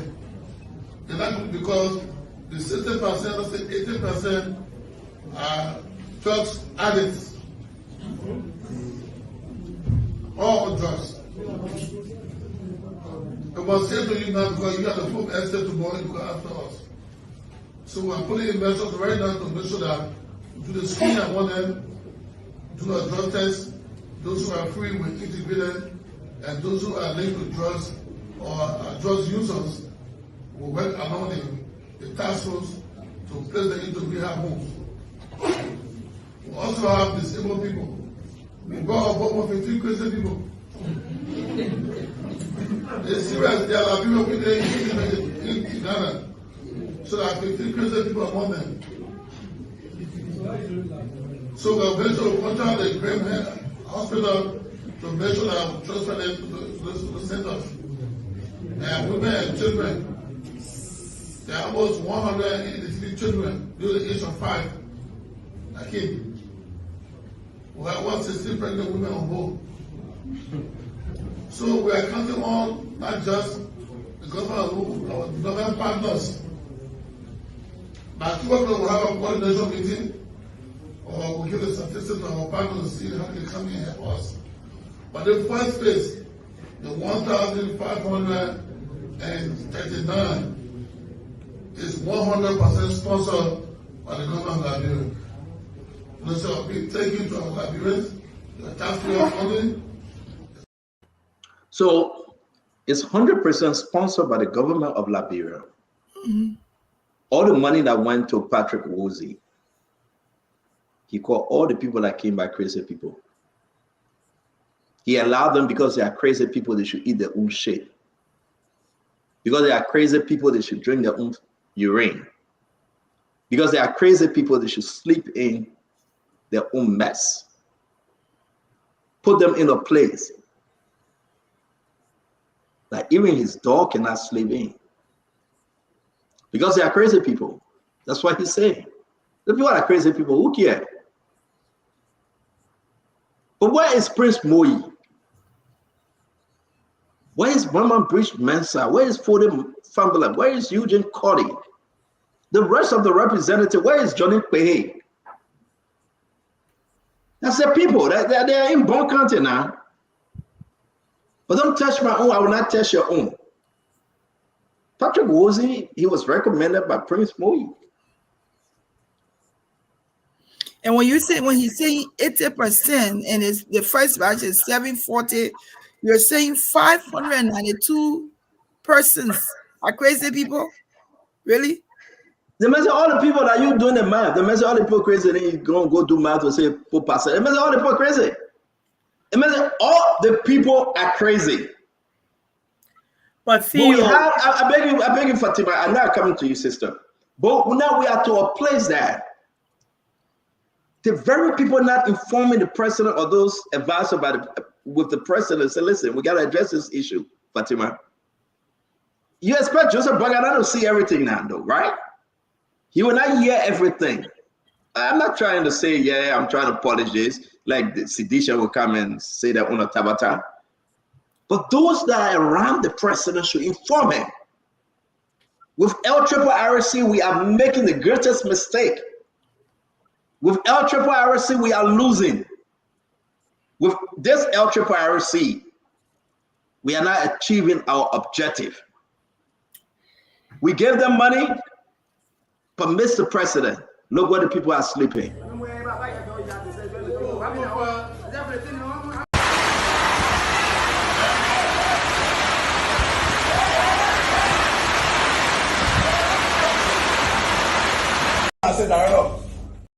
We gave them money, but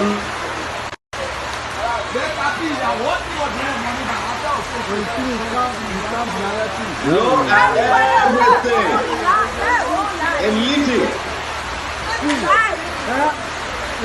Mr. President, and this is what people need to do. Straight up. Mr. President, look at the video.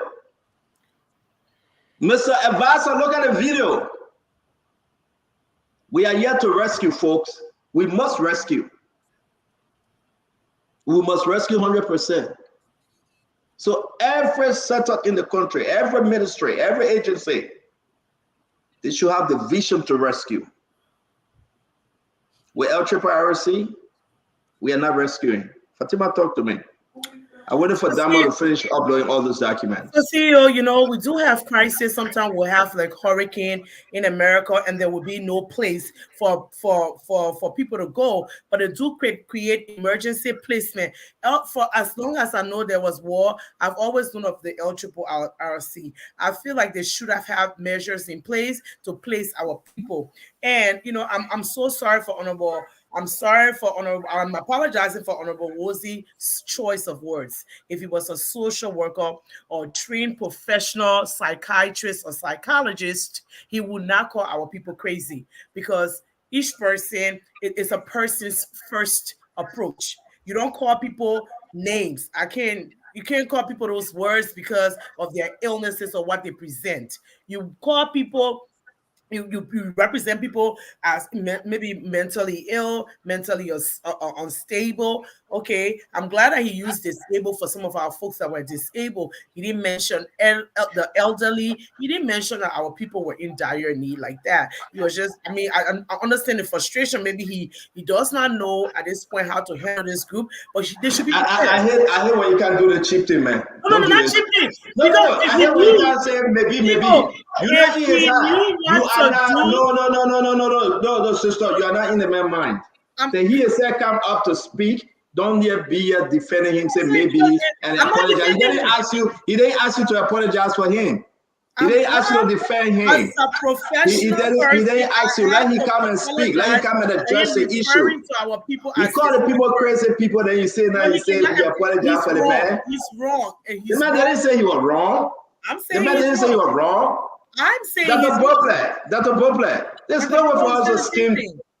I know we're trying to be, and you know, play it safe now. Granny said she mad. That's why she left. She won't hear you talking. She said she mad. That's why she left. I want the Liberian people to understand. There's no way we can sit here and say maybe or I think I apologize for him. No, he should apologize for himself. If we protect every bad things around Joseph Boyka just because I'm Joseph trying Boyka, to protect him. no, if we protect every bad thing, then we won't forget about rescue. Then we won't just forget the whole rescue thing. If we come out and dance and act like Camp Hassan, that everything Joey and anybody in CDC ever did were good, then we won't just forget about having a show. What he did is terrible. Period. Yeah, come here and say the man may be, or he should have, or he forgave you, He or doesn't know what he's doing. That's what I'm saying. He does not understand the nature of his job, because if he did, he would have measures in place. The time they were going for pickup, you would have already arranged. We have disasters in America all the time. Our social workers will put measures in place. Sometimes we'll even temporarily keep people in school auditoriums, and, provide like sleep bags for them in school auditoriums and make sure until we get place to transfer them. But I don't see that people are sleeping on a rain. I don't think he was prepared. I really don't think he was prepared. So that's what I'm saying. I'm not trying to. I don't know the man from a can of paint, so why would I be like I'm just apologizing for his line of the words that he used. Those people are Liberians. You're a person before your illness. You're a person before any circumstance that you have. So I look at people from a person's first perspective, not because of their illnesses or because of the diagnosis. No, that's what I was trying to do. Yeah, so I agree with you. My thing is that I don't know who turned to speak. Fatima, you and myself will clash every night if you can't do that sweet talking thing. In my book, my only job in the government pro bono job is to tell Boyka everything. It's to tell the president everything. Okay, that's my job. I have governed myself that position, and Griswold cannot take it from me. That's my job. Okay, so what we are saying here, the best thing we can do is to inform the president. A lot of people doing a shit thing. Dr. Boblet, they're blocking the truth. They do not want the president to hear the truth. What's he called our people crazy? He did. He said the people are crazy people. We shouldn't even look at them. That's a problem in your cricket internet. Can you hear us? Man, behave yourself, man. So because you the host and I behave yourself. No, but seriously, dude. Yeah, man. No, behave yourself. We hearing you. We hearing you. Go ahead. Okay, so it's one thing to not have the background, for this position, we really need somebody with a background, psychology, social work, those kinds of things. Another thing, to not be able to stand in the moment, right, and learn on your feet.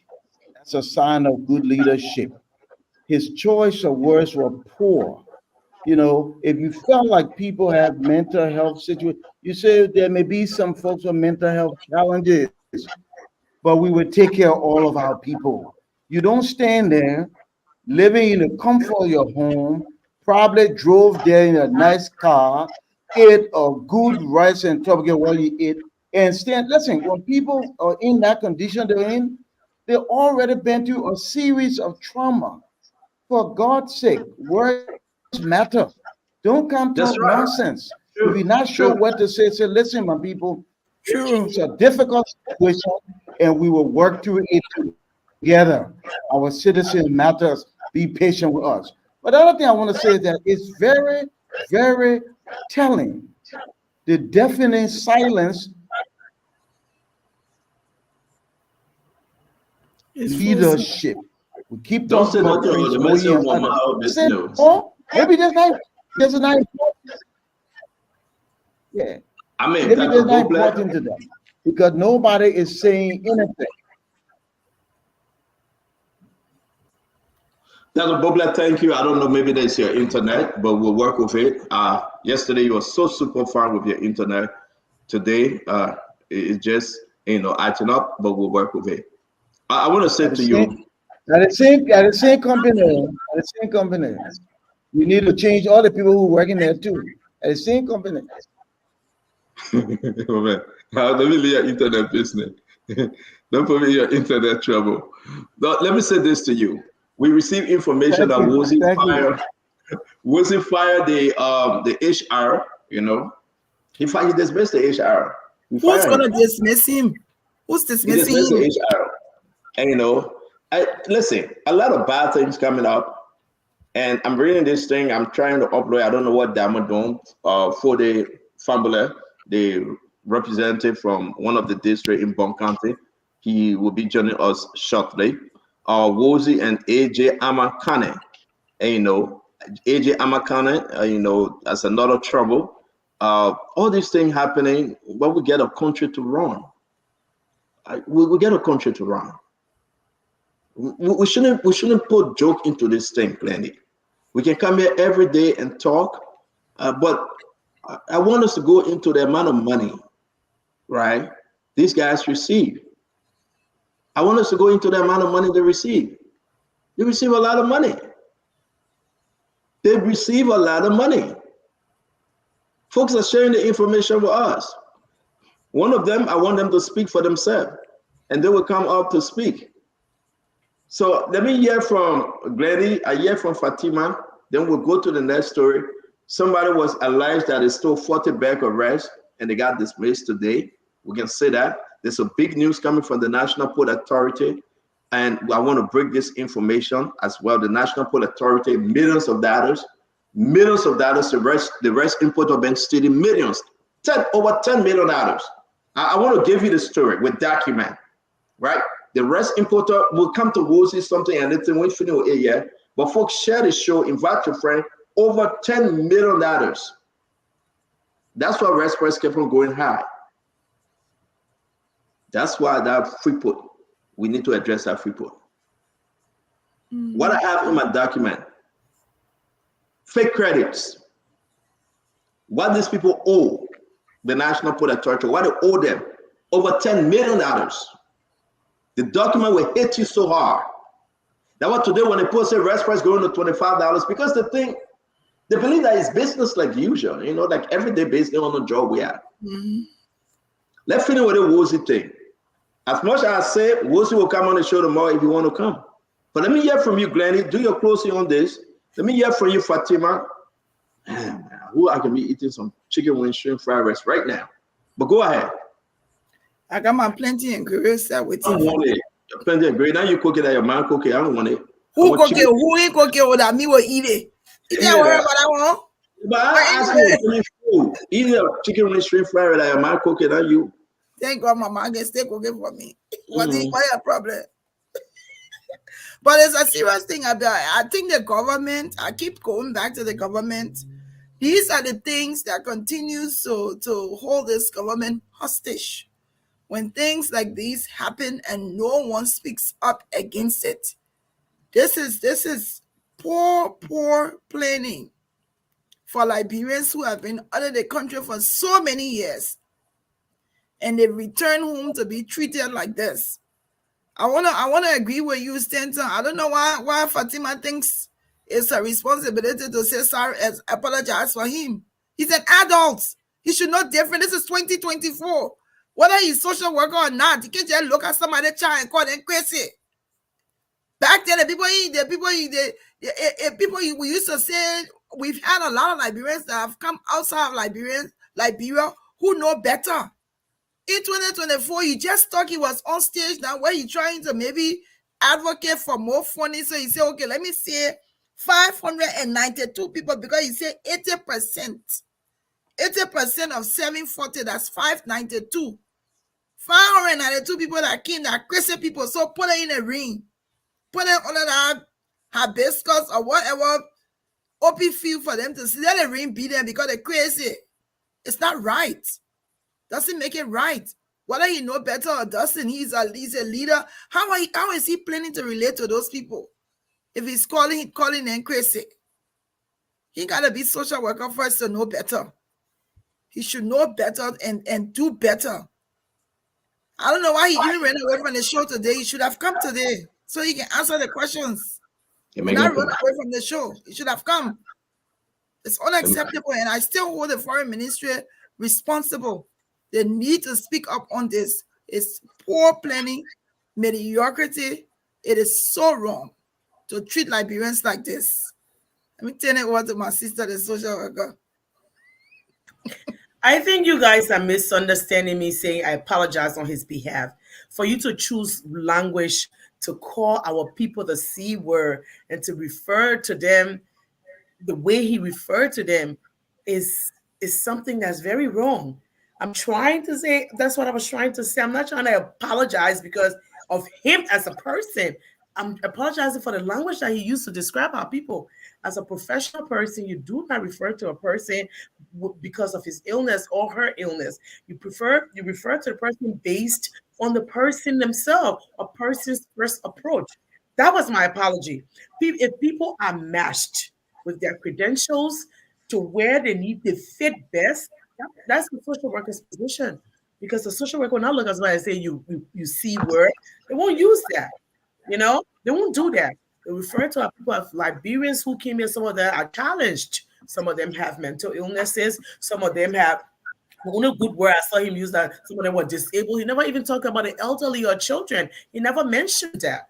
Those are the people who are the most vulnerable in society that we need to be looking, number one, looking for and trying to rehabilitate, put some of them in school, make sure they are getting good hospitals and stuff like that. But we didn't see or hear any of that in the statement today. When I actually heard his statement, I was heartbroken that he called. I was screaming on my screen saying that he referred to our people as that. Either he does not understand the language or he does not know what he's doing. And that's what I was talking about. Just that he did not use our people in the person's first perspective. That was it. I think they need to do Thank something. you. And I agree with you. I agree with you, Fatima. You try. You try, but you can make it. This is fun. Okay? You will try, but you won't make it. No, you can't. Yeah, I want to advise everybody. You don't come here and start defending everybody around President Bwaka. Take your be the me. The only person I will defend that President Bwaka, the only person I will send message to that President Bwaka, goodbye on ugly, I will send it to him. Besides that, everybody is in the line of fire. If you made a mistake, I will talk it. I got friends, but you know why? Above all else, Liberia. And this is what he said later on. In less than 24 hours, he said, LRRRC had made misinformation public that hundreds of returning Liberian refugees from Ghana were on narcotic drugs. He will explain tired. Not in here. He's saying that that's a mistake. Read the paper. You see one of the newspaper. The man said we were misinformed by whom? You, the executive director. You took money. Plenty of money you took. You took plenty of money. You were misinformed by who? This is not right, folks.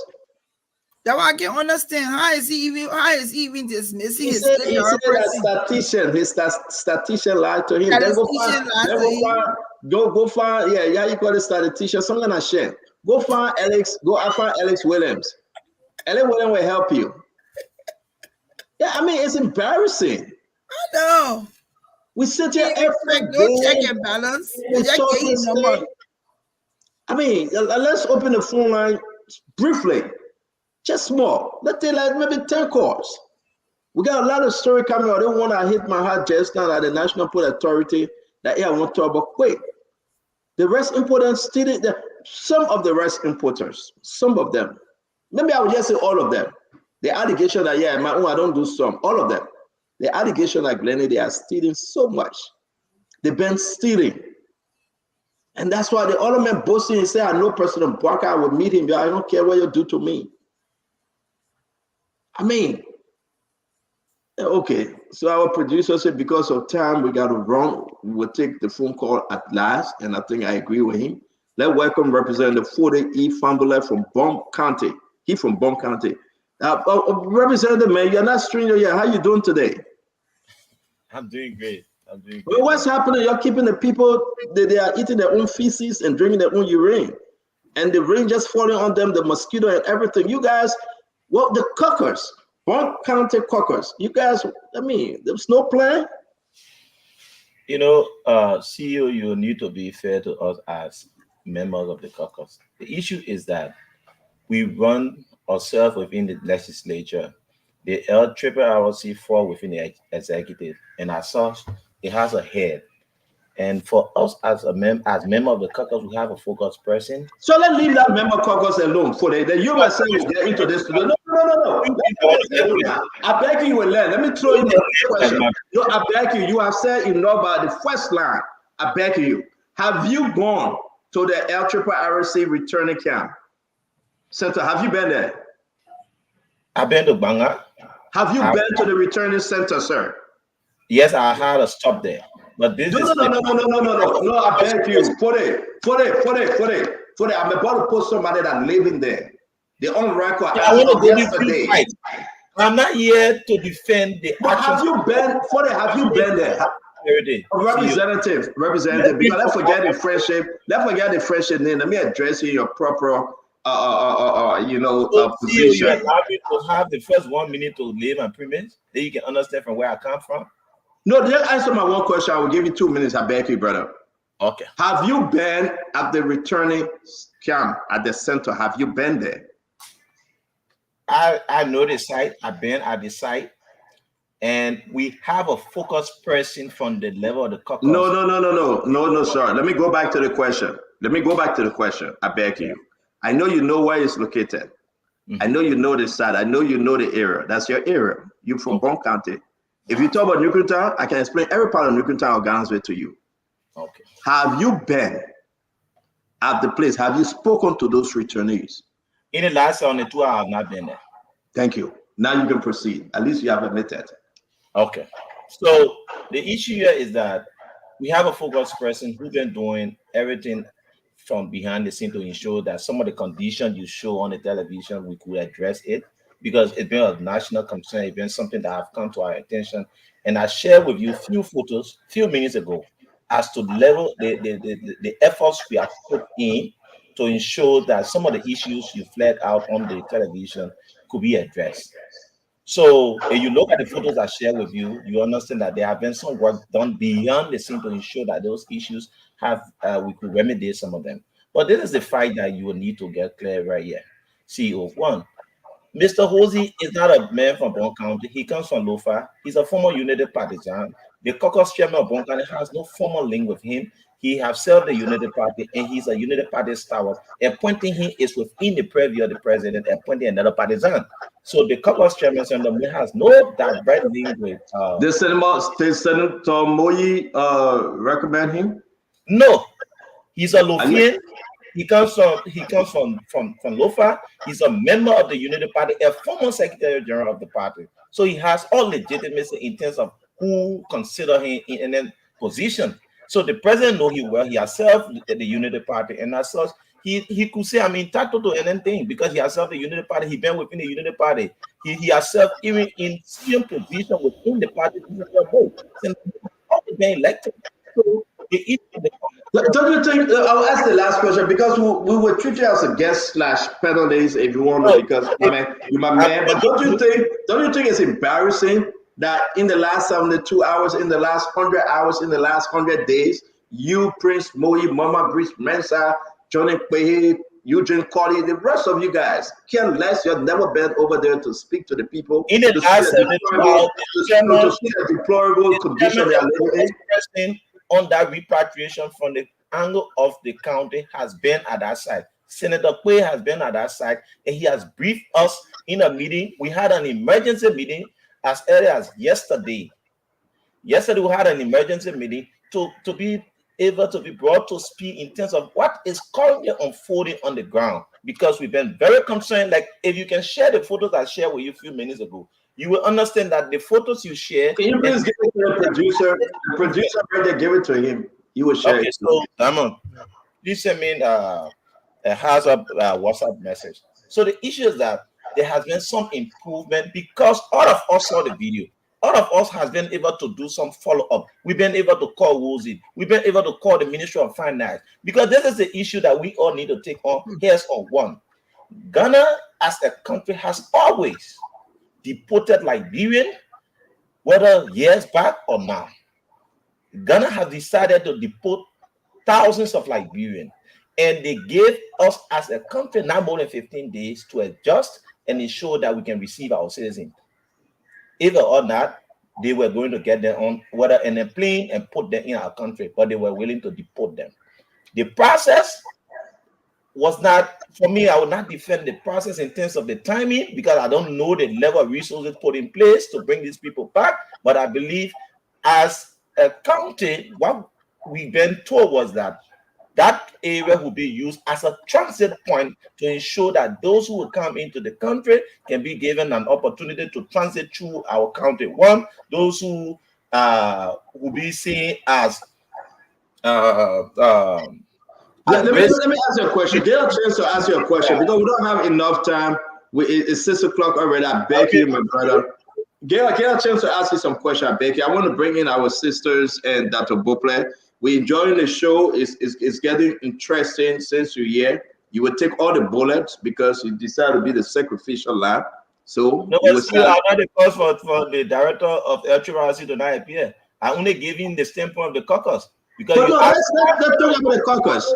I'm not taking a decision. Yes, we are taking a decision. Yes, we have tried to address the issue. But as leaders, we'll not always be saying how we're addressing it. I've shown you photos of how we believe we've been able to act behind the scene to ensure that people who were seen in such a condition, their condition can be improved. Look there, you see some of the facilities, how improved it has been. Because I agree. But let's go back. How much money was spent that you know of to bring back the returnees?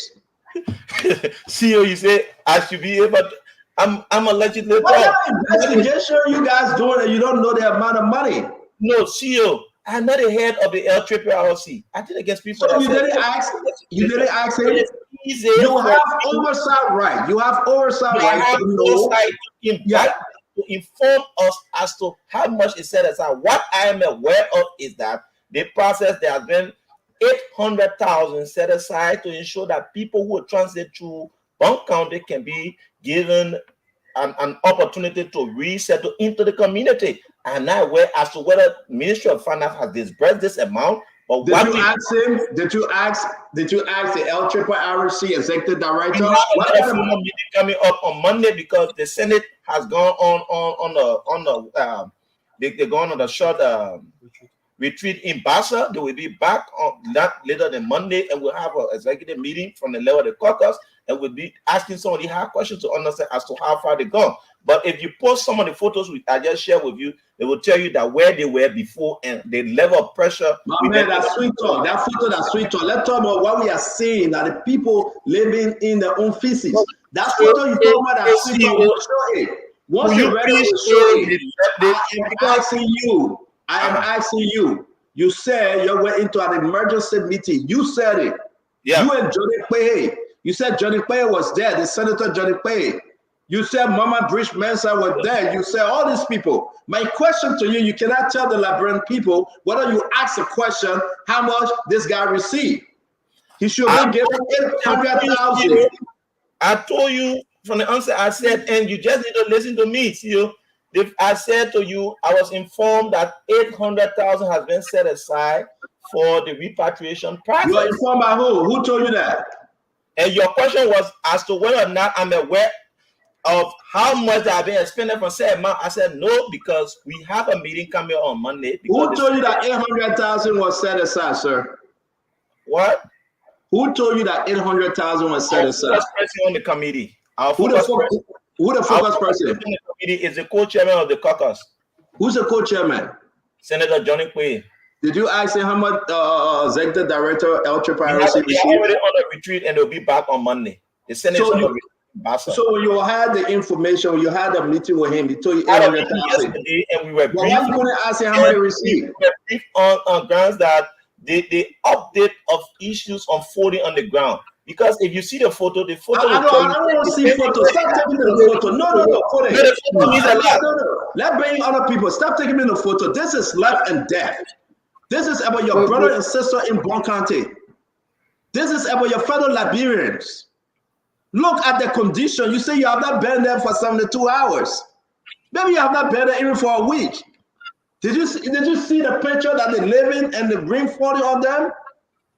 I sent you all this information today. Don't tell me about photos. You are not in the photos. You are not there, my brother. Did you ask them how much money was allocated to them for the first batch? You said no. Let me bring in Fatima Bintu Salif. Let me bring in Glennie JJ. And I'll bring in Dr. Boblet. And thank God that Samuel Jackson, the LSC man, is coming on. This is embarrassment. It's your own country, Bon country. You're a good lawmaker, I believe. You're trying for your people, man. Can you do better? Can you go there and have an interview and speak to the returnees and understand their condition? Come on, Fatima, talk to me. I know you're going to sweet talk family. No, I'm not sweet talking nothing, CEO. I mean, this is heartbreaking.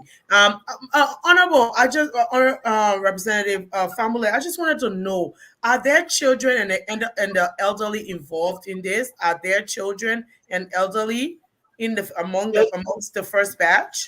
From the facts available to us, yes, there are children that are involved.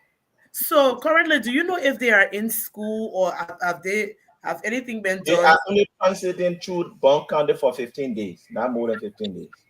So that means that the first 15 days, no education for them at this point? Because no, within the first 15 days, they will be transiting through Bon County. They will be repatriated into other part of the country by giving them repatriation funding. Okay. So they are transiting through Bon County. Bon County is just a transit point. So also, I wanted to ask, what we're trying to do is to ensure that while they are transiting, they should be given facilities that are up to human standard. They should be given facilities that at least anyone who say yes while transiting, you are in a hurry, but this facility is something. How much was set aside to give each of them? How much? From what I'm told is that a family here will receive at least 300. Each member of the family will receive at least 250 United States dollars. So you think I beg you, it's very important. Let's talk about the money issue. Sister Fatima, I know you're asking your question. A family head will be receiving $300. We heard a family head should be receiving $500, but they said we'll give them $300 and the other $200 will be immaterial. Is that true? Somebody just sent me that information. Yeah, that's the fact. They will get all the logistical support. But I mean, so let's get back to the fact. We just don't want to talk about 50% of this story. Everyone returning to Liberia should be receiving $500. Okay. Who make the decision that we give you $300 and the other $200? We will buy the goods that you need. We will buy the other materials that you need. Who make that decision? It's a part of the budget information. When you told me that Wozie was coming on the show, I felt it was something good for all of us as leaders. Somebody had a question that we could ask him. I'm not a staff of the LRRRC. I'm a leader in the county, and I'm giving you as to from the administrative standpoint as to the level of pressure we've been able to put on the LRRRC to ensure that the standard of living based on what you saw and where we've been able to ensure that that process has been taken to. So Wozie will answer as to whether or not how much he has spent, why was informing his decision. So all of us, we need Wozie to answer so many questions and have come here to tell you the effort put in place by the caucus chairman, Senator Moy, the co-chairman of the caucus, Senator Quay, the secretary of the caucus, Ahu Seti, and members of the caucus, how far we gone. From the photos you saw, from that level to where we are, I think you should be saying, from the background, you guys are doing a lot, because from what we saw, it's disgraceful to see our people in such a condition. You want praises from me for it today, you will not get it. You will not get it. You want me to praise y'all, you will not get it, because it's embarrassment from all of your lawmakers from Bon County. It's that you guys are culture. I beg you, Fatima, you're coming in. You want me to praise him. My dear friend, Fode, let me have my second tour every evening. But I cannot praise you today on national TV. Okay. You guys are embarrassment to your own people. So you guys refuse. No, let me finish. You want me to praise you? Actions is embarrassing. No. The LRRRC will deal with them. The executive. You are lawmakers that have oversight responsibility. Today, you can call LRRRC Executive Director Patrick Wozie and grill him and give him what you need to give him. Today, you tell me stories, say the other person going to Banga, the other person going to Kagata, because I'm a praise you, because you're 72 hours, you have not even been there. The people crying. 72 hours, no lawmakers have been there. A major national issue to attend to. I've been in session there. Is it better than the life of the Liberian people that are now sleeping under the rain? Your other major national issue? They are all important. They are all important, and that is the reason why we have assigned a focus person from the level of the caucus to ensure that the condition we saw could not be the same in the next few days. And that condition has improved. I'm trying to give you the photo to Diamond. Yeah, when the producer ready, when the producer ready, we will share that photo once I call for it. Fatima, continue, please, and we'll go to Glennie and Uncle Sam. So, Honorable, as you're aware that the LRRRC executive director had a press conference and he called our people, some names. I just wanted to find out, is there any, although you say it's a temporary stomping ground, is there any mental health support being provided to our people, or any medication, those who need it at this point? Is there like a clinic associated with the camp where our people are right now? Do you know of that? I think a few things I wanted to bring to the attention of the CEO. Those who came into the country who do not have relatives here, they will be taking them to Johnsonville. For those who are at-risk youth, they are bringing them to a rehabilitation site to be able to treat them. They have get in touch with some of the local clinics to be able to pay some attention to them. So these are questions we've been able to ask to understand as to how these people will be well taken care of. We saw the condition initially, and we've been able to work behind the scenes to ensure that that condition can improve. And I want for him to speak to that. I want for him to understand that we are not just sitting. We need to pressure the LRRRC. We need to pressure the groups at the finance ministry to ensure that all logistical support that should be provided for these people who came in a hurry can be addressed, and our people can be given befitting living condition that is fit of any other person in such a condition. Honorable, I don't think they came in a hurry. I think they were deported. They were asked to leave. They had to leave. They had no choice. So we should have been equally, prepared to receive them and make sure their conditions were safe. So I don't think they came by choice. They were forced to leave the other people's country, and they are citizens of Liberia. I think we should have had things in place to make sure that their conditions are good, that they are living within the means of the country. We do have RRRC from the time I was growing up. Since the war, I knew we had this. So why is it that no one did anything and our people were living like that? I'm glad that you're saying now that some measures are in place, and I think the spoon will follow up to see how good our people are doing. So is there any mental health?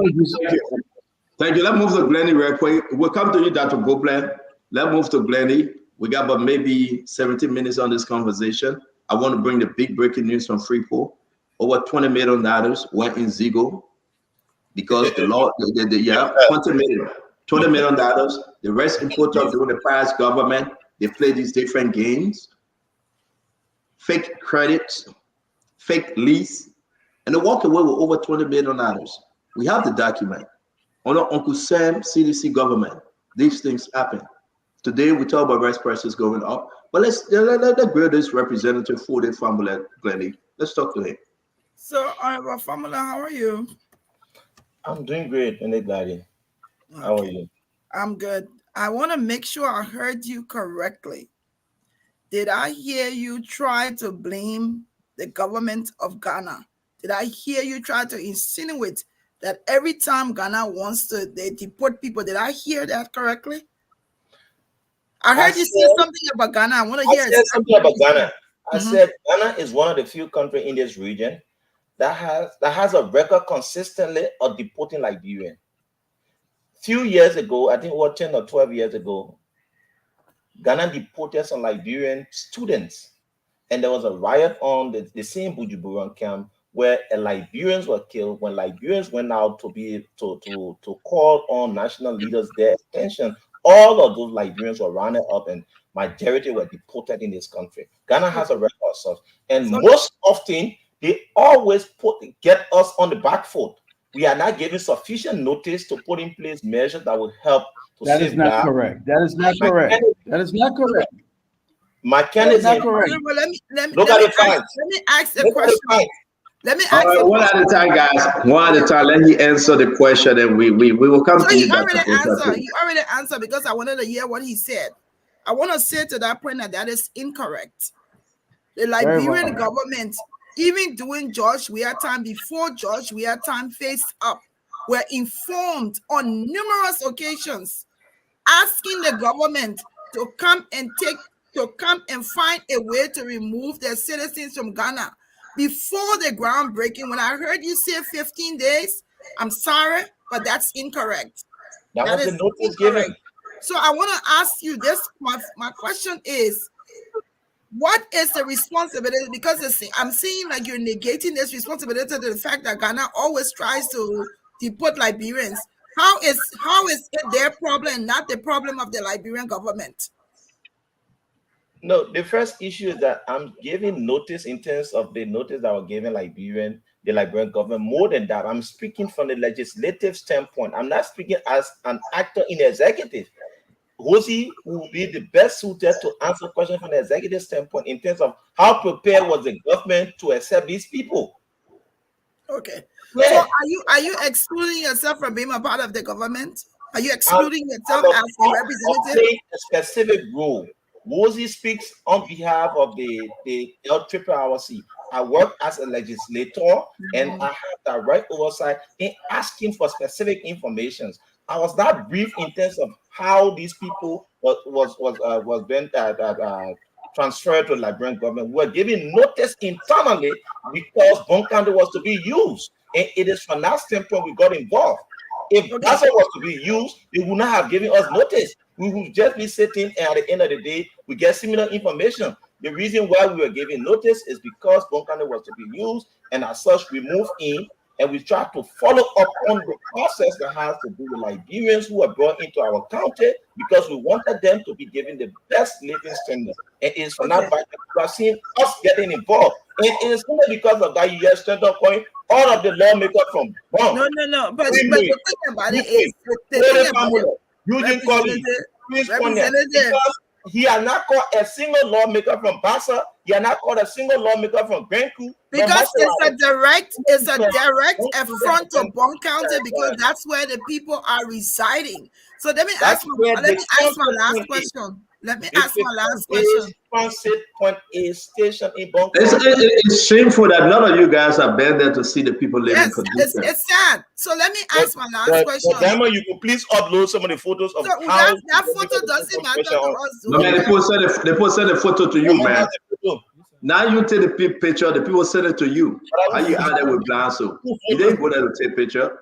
But see, I show you photo from my phone, then you say, somebody found a photo to you. You didn't take it. You didn't talk to one returnees. But go ahead, Glenny.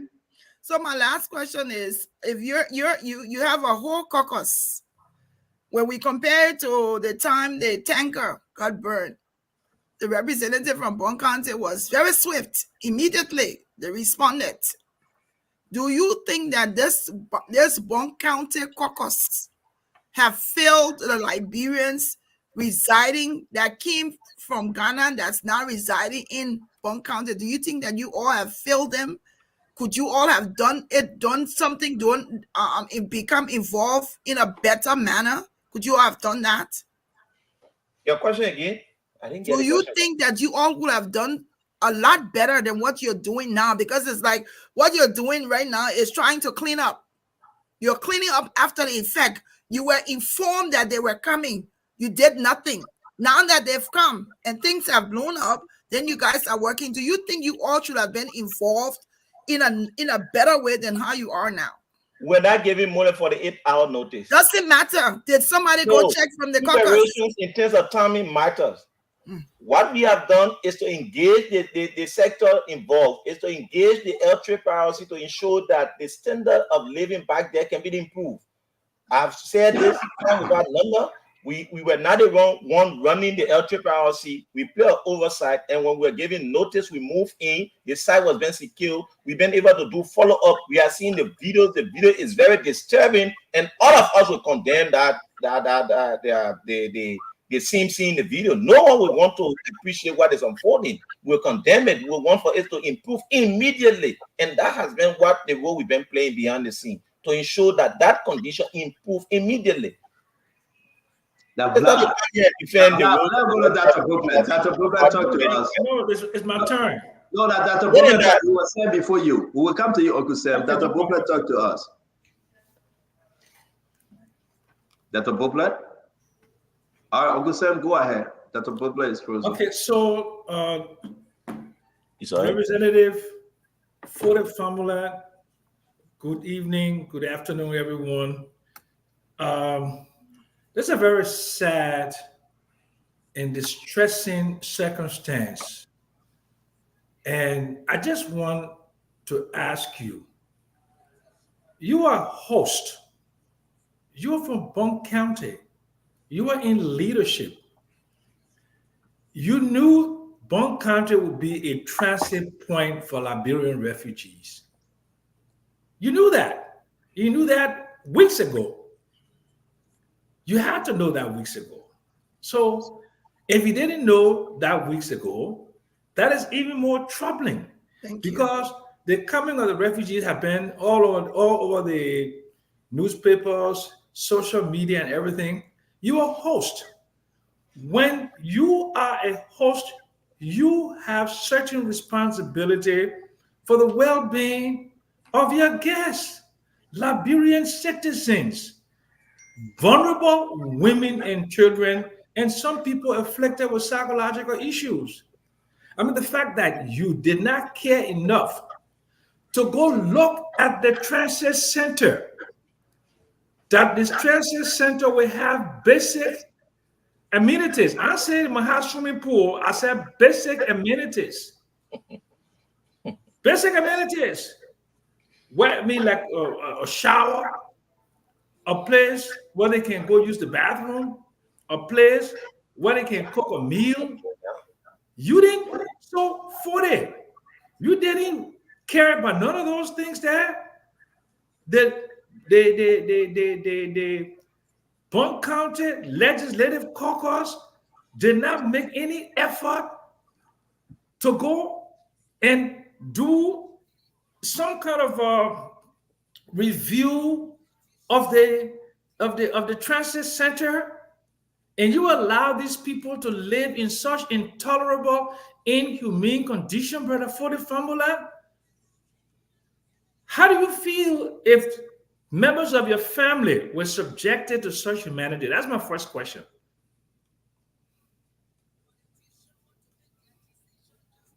I can't hear you, sir. You're muted. First thing, Mr. Johnson, I would like to say to you is that no one who want to see their family member kept in such a condition that we all saw. No one. When you plan better, you have things put in place, and at the end of the day, the best results will be shown. We're given not more than 48-hour notice. We move in actions, and we try to secure the land. We try to put in place mechanism locally. When we saw the manner and form in which the capacity of what they had there, we put more pressure in to ensure that that condition will be improved. As I speak to you, if you see the current status of that camp and what you saw on the TV, it's something different. What we try to do behind the scene is to ensure that we can mount pressure, we can get the LRRRC doing the right thing, because they are the agency responsible to get these people to live in a condition that is best suited for all of us.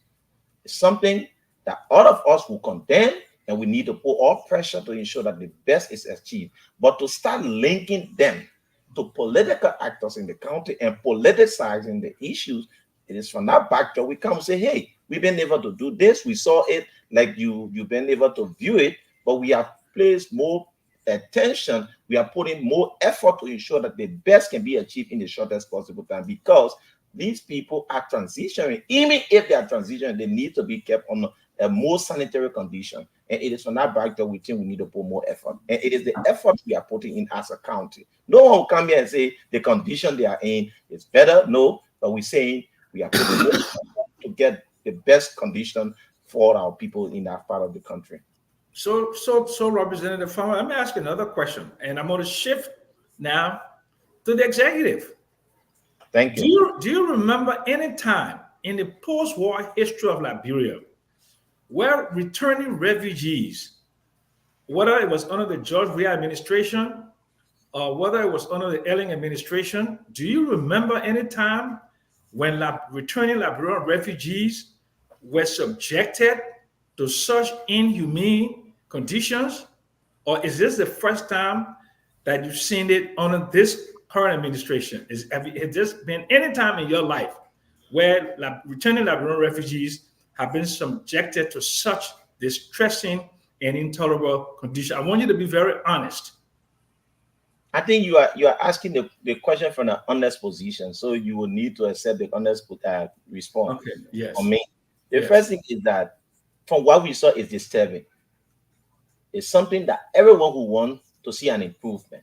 It's not to be judging from government to government. The more you start going from government to government, you start getting people then having that judgmental position in terms of politicizing. It depends on who you favor in this regime. What I believe is that the photo, the videos are disturbing, and what we felt was necessary was that the question past government was to move into action and ensure that the condition we saw would improve immediately. And we have taken immediate remedy. If you see the condition now, you understand that the caucus been able to put some pressure on the executive to bring that place up to a standard that our people will be proud of. We all would never be proud of such conditions. So I'm not going after government A, government this. I'm saying under the workers regime, we need to improve the condition of our people. We need full support for those who will be repatriated to this country. We cannot say people will be repatriated in such a manner. No, we need an improvement. All of us are putting time in to monitor this process and ask for more resources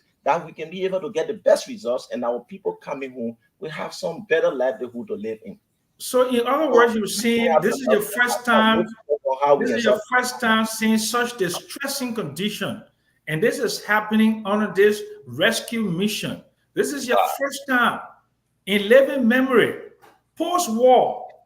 This is your first time. I mean, this is your first time. That's what you just admitted. That the JMB administration completely, I mean, no compassion. Completely, I mean, they don't care for their citizens. They don't care about poor people. So the rescue train, the rescue people really ignoring women and children, the vulnerable population. Oh my God, arrest, please. Thank you very much. This is distressing. Let me go ahead. Let me play this video for Representative Fode E. Fumbler, my dear friend and brother. It's embarrassing to you guys. It's embarrassing to our executive.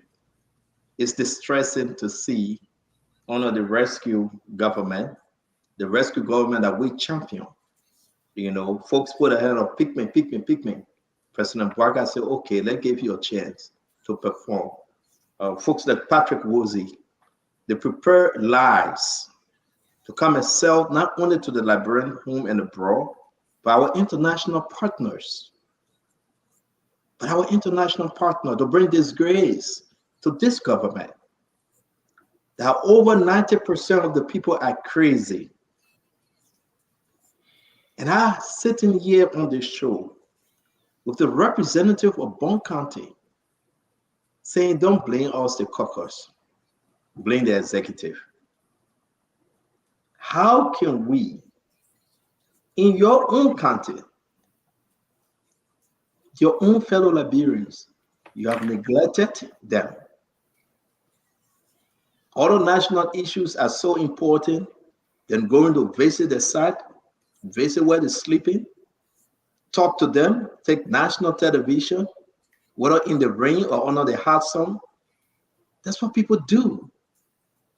National disaster, Uncle Sam, you here in America, the group that go all over when national disaster occur here, you know them. They put a lot of money. What's the name, Fatima? The people that travel when you have hurricane here, when you got this here, what's the name? We all here in America. We know them. The Red Cross be part of the whole thing too. The Red Cross. We talking about FEMA. Yeah, FEMA and the Red Cross. But our own FEMA now that we say we bring these people back, then you can even put in that category though. The lawmaker said not us. Well, it's a national issue though, because my brother, Representative Fode. I just think You it's a gotta national continue. issue. You gotta continue to shine, though, Representative 40. Don't let anything blind your eyes, man. The lawmaker is saying the action is wrong, the preparations are not done right. We are putting in effort to get the right thing done. That was Let's the listen lawmaker. let's listen to one of those people, one of the young men that is on the camp. Listen to what he said. Let's listen. Upon my return, the very people that brought us here, within like 2 or 3 days, the message they put out to the world on the internet, I think very good and well. So what was that message that did not go down with you? We hear a report that, and even online, that people, the returnees that came, about 90% of them are there that just taker. We have mad people among us. We have prostitutes, all those things. So it need go down well with us. That's why we are trying to speak up on it. Wow. Yeah. Okay. Last week, the Liberian, last week, LRRRC issued a release saying that Representative 40, Fambula, the executive director lied. What are you going to do? No, He what we lied. can do now is to invite him to. The first thing is that you read a statement from the LRRRC that he's provided misinformation. Even a session provided by the head of the LRRRC, there are people who are coming and saying, no, we are not. The manner in which he has considered us, we cannot be considered in such a bracket. No, we think we are better people here, and our character should not be brought in question. More than that, as leaders of the county, we are asking hard questions. We have a planned meeting this Monday, in the next few hours. And I think we're going to ask all of these questions to understand as to why he provides such an information, the people in question, what is the current status of those people, who are they, where they came from, what their professional background. How can this government even walk and talk? I mean, why are we here, man? Come on. I mean, I'm disappointed in you and in my dear friend Prince Moi and Johnny Quay and Mama Mensah and Eugene Colley. You can name the rest of them. You guys have failed the people of Bon County and Liberian at large. You guys said it was a good idea. I beg you, my brother. I beg you, Chief. I beg you, when it comes to Liberia, no friendship. No, when you say I think all of us should be blaming, we should be able to place the blame where it belongs. You will blame a lawmaker for the action of the executive, leaving the agency that is responsible. All of us has placed more focus on the LRRRC as to how prepared were they prior to the information they received and the people that was brought into this country. All we have done is to play our oversight and to ensure that the right thing is done. So how will you blame legislature for what happened in the executive? All of us, we want to tell the Liberian people that, hey, in as much as the preparations are not done well, when the people came in, the conditions were not well. But when the lawmakers step in, their condition has improved. This is the current condition. And I think they have shared the videos with you, the photos with you. You can show it. Let us see where we are. So I'm concerned about. So Dama, I sent you a video. Can you upload that video very quick? The young man is also saying no one, not even representative or senator, ever went there. He's saying it. He's saying you have not seen. I can show you photo of the superintendent of the county. I can show you photo. Show me photo of representative for the family at the camp. Okay. Don't show me photo about superintendent. Don't show me photo about superintendent. Don't show me photo. I can show you photo. Show me photo. We will wait. Show me photo of representative for the family at that camp. But see the group you see, you can identify the people in front. So I want to show you people that you can identify. So you'll be able to write the information. Chief, show me photo of Prince Moi, of Mama Bridge Mensah, Eugene Colley, Johnny Quay, representative for the family, those lawmakers. Everybody, please wait. Don't move. Wherever you sit in, don't shake. We will wait for Representative for the family to show us photo that he ever went to that camp. Let's wait. Let's see your slow son. No. Fatima don't say nothing. Fatima don't say nothing. We will wait, folks. Let everybody wait. Today, Representative Famule, show us photo that you been at camp. We'll call people to say yes, to confirm or deny. Show us photo, sir, that you are at the camp. See you. Yes, sir. You know what this reminds me of? No. Senator Sherman looking for the text message. He said he can't find it. He can't find it. And said that he will never come back to be senator. But you said a specific photo. Sir, I wanted to show you photo of county leaders of the senator. No, we want the caucus. We want the caucus. Sir, we want to see the caucus. The senator is a member of the caucus. Senator Perry is a member of the caucus. Okay, so let's give you that. You want to show us photo that Senator Johnny Quay is part of the photo. He was there, and he was there when you guys went there with county leader. But my question to you, sir, my question to you, first term representative, you represented one of the biggest districts in Bon County. Your people love you. Mama Bridge Mensa can come and talk. They love her. I want you to show me a picture. Say we have here of Representative Fode E. Famule at the camp. The first issue, CEO, that I will say to you is that the question whether I've been on the camp, yes, I've been at that site. Prior to the people coming, I've been to that site. I have been there to investigate as to where they were coming. More than that, while sitting on this platform, so you don't have photo to share with us. I want to give you a clear-cut answer. While sitting on this platform, I'm not a direct representative of that specific district. Honorable Eugene Colley is the representative. I have come in as a leader of the caucus. Honorable Eugene Colley has raised his own reservation on the process. And as a caucus, we have raised our reservation on the process. So we have a focused person who leads our argument when it comes to this. So it's not your district. That's what you say. It's not your district. It's not my district. So you don't get picture. I've been concerned because it's not your district. You don't get photo. No, I've been concerned. No. I'm a leader in the caucus. Brother, wait, brother. It's not the Liberian people want to hear you clear. It's not your district. And which district are we talking about? District 5. Which district are you from? 7. So it's not your district. You would deal on the caucus level, so you are not in the photo because it's not your district. When I went there, I didn't take photo. So you are not in the photo because it's not your district. When did you go there? Hey, Glenny, wait. I beg you, Glenny. So you are not in the photo because it's not your district. Not the district thing we're talking about, you're not. So focus on Eugene Colley. That Eugene Colley responsibility, he should be in the photo. As a leader in the caucus, I've had a role to ensure that the right thing is done, irrespective of whether I'm from the district or not.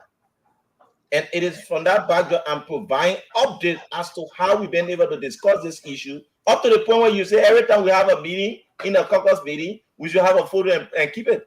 That's all you want to tell me on the platform? I'm not saying a caucus meeting. For the last few representatives, one is in your county. You have not had someone coming to get Chief. Once it's in your county, once it's in your county, you will go there. You identify yourself with the people. So I should take photo when I'm in the county. You never been there. You have not spoken. You went there prior to securing the land. You went there when you guys were first informed. But when the people came, you never went there to shake their hands. You never went there to welcome them because it's not your county. It's not your district. It's your county, but not your district. You never want to engage them to ask them how was the trade. You guys have everything. The patriotism provided money. You don't went there to sit with them. You don't went there to sit with them and eat with them for them to know that you have good lawmakers. You know went there for don't say ACO now. You know went there to drink the dirty water they're drinking. You know went there to share mosquito coil. You know went there to see how many children and babies need food. Maybe you can get a couple of a few bags of rice. You know that because it's not your district. It's Eugene Colley district. So we're talking to Eugene Colley. So let me leave you alone because you know when to do that. Chief, I love you here and there, and you know that. But this is about Liberia. And that's the reason why we're paying attention to it. I think tomorrow you should go there. You should go do the right thing. Forget that it is Eugene Colley District. Go there tomorrow. Speak to the people. See, I'm not speaking from the standpoint that it is only Eugene District. As a leader in the county, pay attention to ensure that the right thing is done. Saw the video, that issue.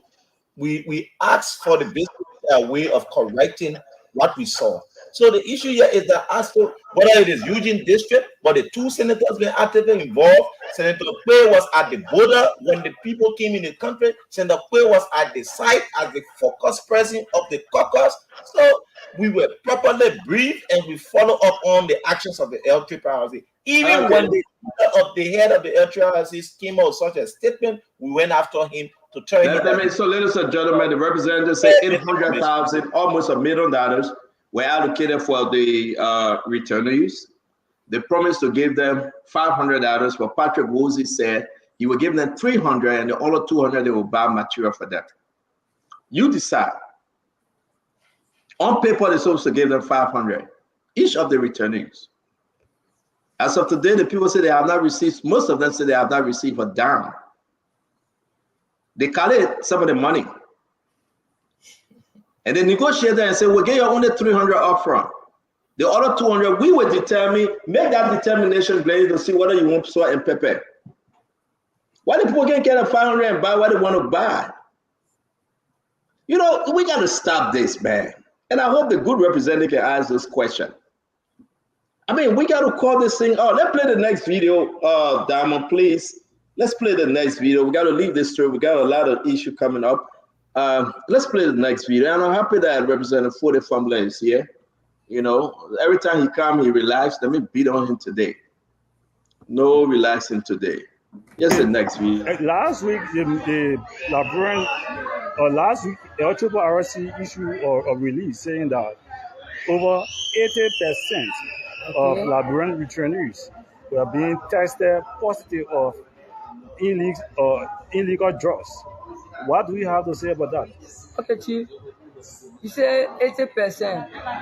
So how did the LRRRC came up? How did the LRRRC came out to know that about 80% of those who are the returnees were tested to be drug addicts? When you haven't even do the drug test, after releasing the report, you are now coming out to do the testing. Wow. So how then did they get the report?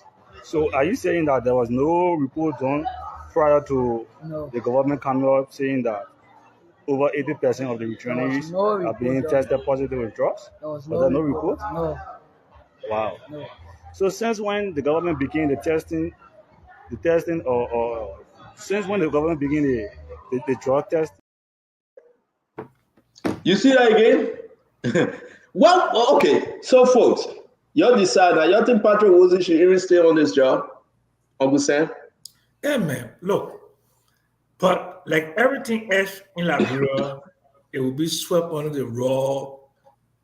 Fatima will go beg for him. She will call JMB tonight.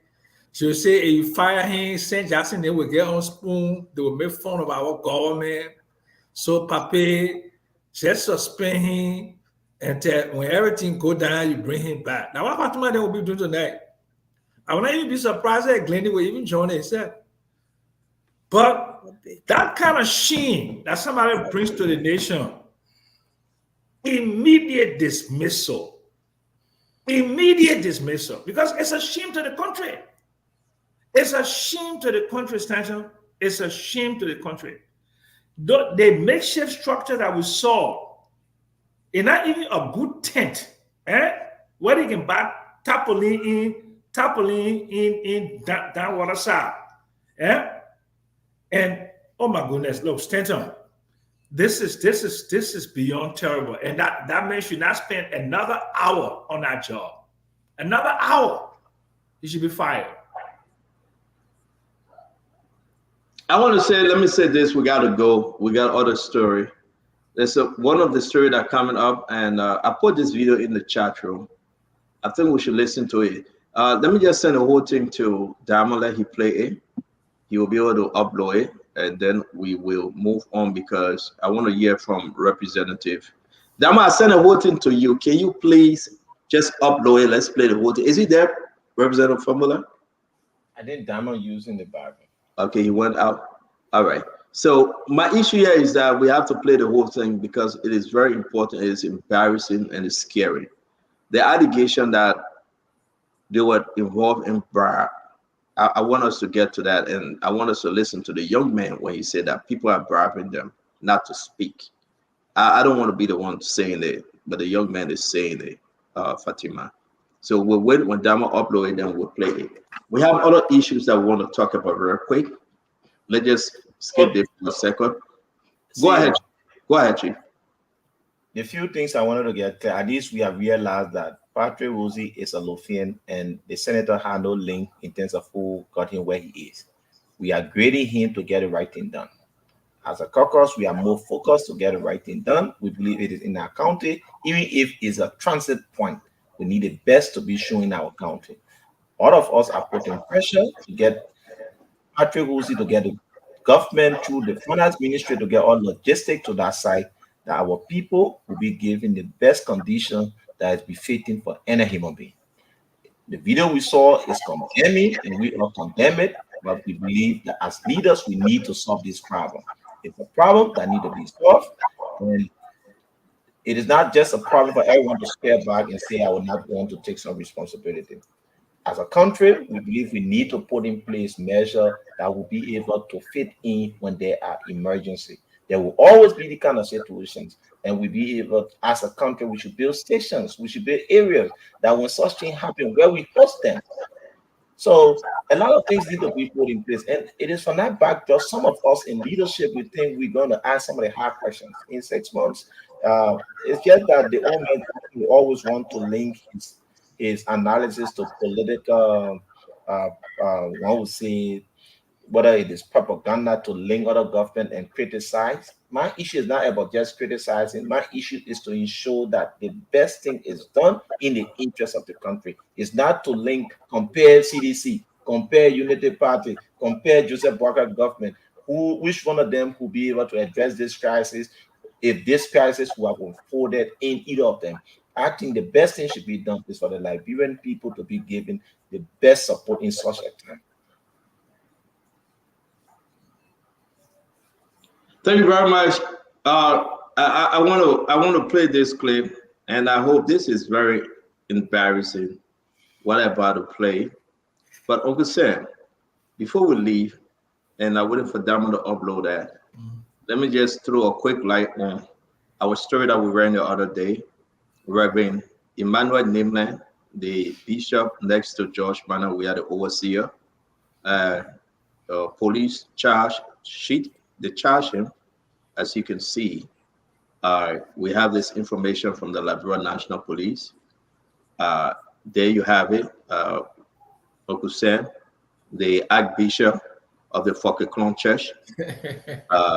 And he denied it, you know, Uncle Sam. This is not a laughing thing, Uncle Sam. No, I'm only snickering. I'm not laughing. I'm snickering. Yeah, you're snickering, you're laughing, whatever the case may be, Uncle Sam. Which is sarcasm. I know, Uncle Sam, but I want to hold you there. I don't want you to give any sarcasm because this is about George Manawea, all right? This is about President Weah, the former president. As you can see, they charge him. He lied and said that, you know what, we ain't got nothing to do with this. The people lie on me, Spoon lie on me. I go after this thing because do not attack Spoon.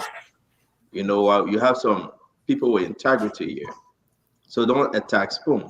But as you can see, folks, on this other part of the document, this you can take the picture, the charge sheet, details of the offenses. This is from the Liberia National Police, headquarters of the Liberia National Police. He will be, I think they're not saying in the court or he go in the court. You know, theft of property. All right, it's right there. Theft of property.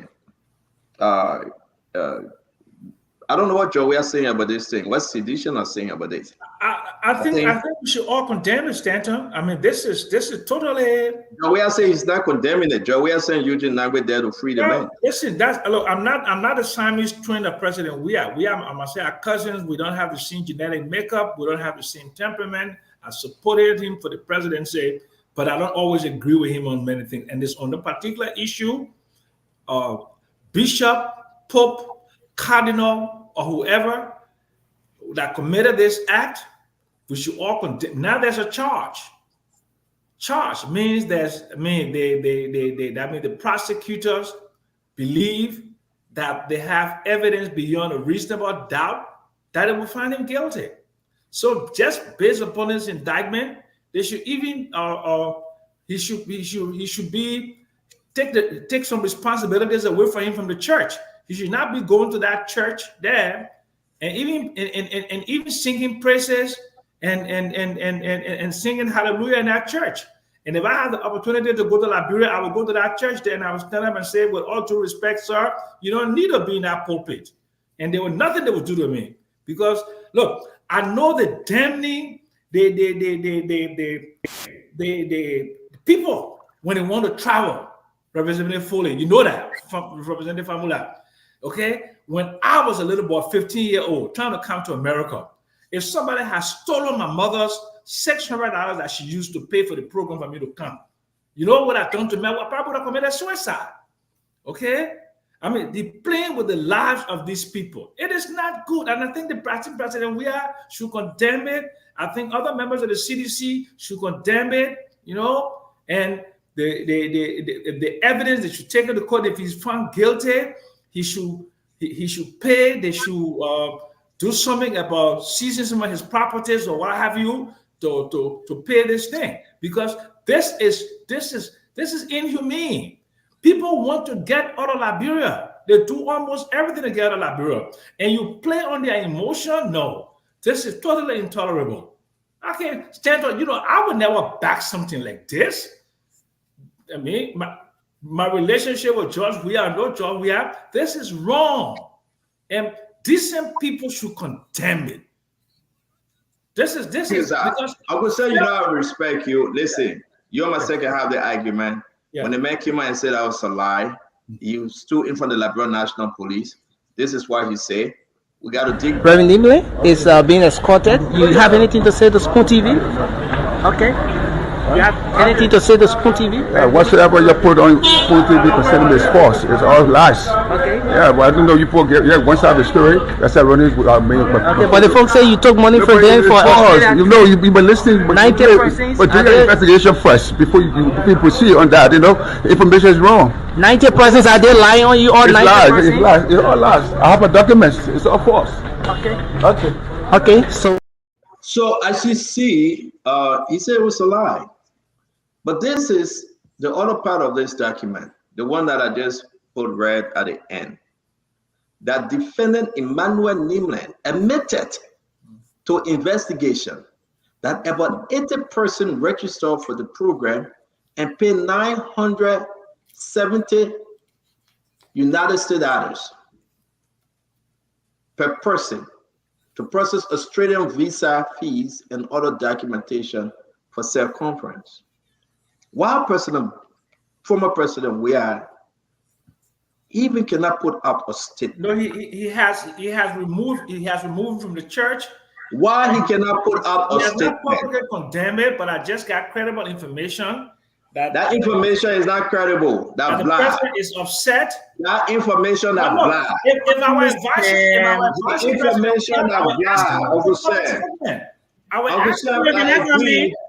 I beg you, Fatima. I beg you, Fatima. Fatima, I beg you, you come in. That information that blah is very simple. Why the President George Mane Bakugbe former, right? Why I beg you, folks? He's the former president now. The man that said the people ran around and said they stopped him from going through the executive part of the terminal. Later on, they came by and they clarified the story and said I was a lie this morning. Nobody stopped him. Why you think his people cannot run right now and put out a statement to disown this guy like Barack Obama did? You remember Barack Obama and a preacher man? Yeah. Why the president said my hands are clean? Why he saying Eugene Nangbe to free the man? He's the overseer. He's the pope for the church. The man is just a bishop. I mean, why are we even having this conversation? Damon, is Damon there? Real quick, Representative Damon in studio. It's almost ready, sir. It's done. What I just sent you. That what you talking about? The one I just sent you. Thank you, Chief. Thank you. So we'll talk to her real quick, Fatima, because we got other story we got to run through. Then we got to go to the representative. I'm gonna just tell you exactly how I feel with this situation. This pastor was emboldened. Okay, he felt that they were going to win this election, and if they had won this election, this store was going to die on arrival. It was never going to be mentioned. These people monies would have gone in vain, and nothing would have come out of it. This is what a responsible government does. If people come and say that this was done to me, we arrest the perpetrator, we do an investigation. Nobody is above the law. If you are found guilty, you should face the full weight of the law. The only thing I ever agree with Uncle Sam today that if he is found guilty, because I'm telling you, the only thing you agree with me on. Uncle Sam, no, honestly, let me say something. You know very well, Uncle Sam, Liberians, I notice our people are in a vulnerable state where when a pastor even tell the people, say your own born mother born you, witching you, people can avoid their parents. They believe the words of the pastor as if they are up to the level of blasphemy, calling themselves like mini gods. So the pastors are there. I'm not saying all of them. Some of them are lying to our people. They are breaking family support. And this pastor knew that if the former president, Bekugbe, had won, he did this intentionally. He knew nothing was going to come out of it. The police department would have killed it on arrival.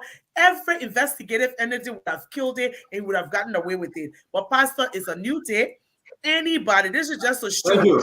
Anybody. Thank you. I want to go back. I just needed to clarify and say to folks that this guy will be going to court to tomorrow. All the journalists in the country go there.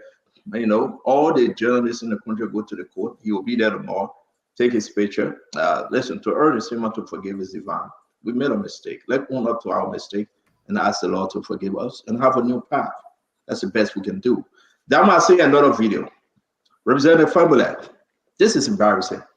Not you. I'm done with your caucus. Let's talk about the executive and LRRRC executive director, representative. Listen to this young man. I want you to listen to his story. And I think I'm sending this again to people of concern. I hope you can share it. I don't think Patrick Woolsey, if this story is true, should be anywhere close to those returnees. Let's listen. So you can see. Yeah. So, how is the situation here with you and you guys and the LRRRC? We are coping, but as for the LRRRC boss, the message this is land, so no one can intimidate him. So you got the power, you got the right to say whatever you want to do, you got what you want to do. And if you cross the line, then you have to be behind bars for speaking your mind. And for one part, I know Liberia is a freedom of speech nation. Yeah. So there has been a report that one of the returnees was being arrested and detained for saying that there was no test being conducted prior to the government release. How true is that? It's 100% true. So I personally went to the police station to remove him from there. So can you please explain to all how did it happen? Okay, here's the case. He came and addressed the body concerning the speech. Representative, is that shocking though? The message, this is my land. Anybody try it, we will deal with you. And he arrested one of the returnees. And I mean, is this against the form of LRRRC now? Is that shocking to you, sir? CEO, everything as such, especially when it has to do with people who are returning, it is pitiful. It's something we need to look much better into. We need to pay more focus to. And anyone condemn any actions that is not lawful, that does not protect the integrity of these people. But what is required is for all of us to gather the facts and run an opinion on the issue. What I believe is that the initial positions of the head of the LRRRC has set the people even against him. The statement that was made, the way he considered the people back there, is something that he himself need to have a sit in with them, talk to them, and make them to understand, put them in the best frame of mind so he can be able to serve. In the absence of that, if such a conversation is not been initiated I think he will now have a better working relationship with them. And you have some other guys who could be highlanders who want to consider to make it more political, like what Mr. Jackson was saying. I think that area will continue to be tense. But with our involvement, we're going to go after some of these things and find solution for them. As leaders of the county, we are more interested now, like I said to you. And what the man is incarcerating people. The man is telling us that this is my land. We are going to pay attention to that process. Like the guy in the recording said, we went there, they tried to sign for him. So when we go on the scene, we are talking to the guys from the LRRRC from the executive standpoint. We want to get these basic facts clear before we can move to the next stage. So the best thing we're going to do is to always keep our team engaged with the process, follow up, keep ourselves then following up on the process and show that the best results can be brought to the public. So, but the best thing you could do for me to strengthen is to place the video, the photos of the involvement. We will. I mean, Damo put out well. Let's play the live video, man. I think it'll be necessary for you to show to the public as to where Damo will drag this into the show over by 7 o'clock. So you late. So let me play the last video. The play was leaking, and then the executive director of the LRRRC came, and then he grabbed your. Actually, is that report? Hold on 1 minute. We're playing, Chief. We're playing the video of family. It was after, you can see, after the rain, after the storm, had come and change these things. He gave $5 around. 4 persons share $20. $5 go around. $5. Yes. Each to everyone here? Oh, yeah. Or everyone within the every occupant in this tent, you see $5. Wow. So what was the essence of the money? What was the essence of the $5? I can't really tell, but I think it was to keep us quiet for speaking out. Wow. So how many occupants here? In my tent, we have 45 in total. So he gave $5 to each person, each occupant. Yes. Okay. Is there anything you want to say? For me, I will stop there for now, and I'll wait and see how far the government will go with this. So, Representative though, Uncle Sam, 45 individuals in the tent, he bribed them $5. That's a grave allegation. He bribed them $5. See, that be weird. Representative, go ahead. If I'm not eating and someone gave me $5, is it for bribe? I'll go find food to eat. Maybe we need to. But Representative though, don't ask me. We need to be very. Yeah, but let me be very clear, Representative. That's why, Representative. Repatriating into the country, there will be money provided on a daily basis. Representative, is there anything on it say you must get them $5? Representative, you read the document. You refuse to go there because that's not your district. Is there anything, Representative? Hold on now. Hold on. I know you try to defend this. Chief. I said it's a surprise. Listen to the young man. I'm not the one that's saying it. Listen. The young man said we were 45 years. The man gave up $5. They said for what? You see, but listen now. But listen, brother, I beg you now. The man said we were 45 years. The man gave up $5, which is $225 US. They say for what? The people say, I don't know. Maybe they'll keep us quiet. Right? They didn't give them and say, we'll go buy your food. In the returnees document, they're supposed to get food. You're supposed to get them $5 on the low to go eat. Fine, no. You can play that game with us for day. They get places that people supposed to eat.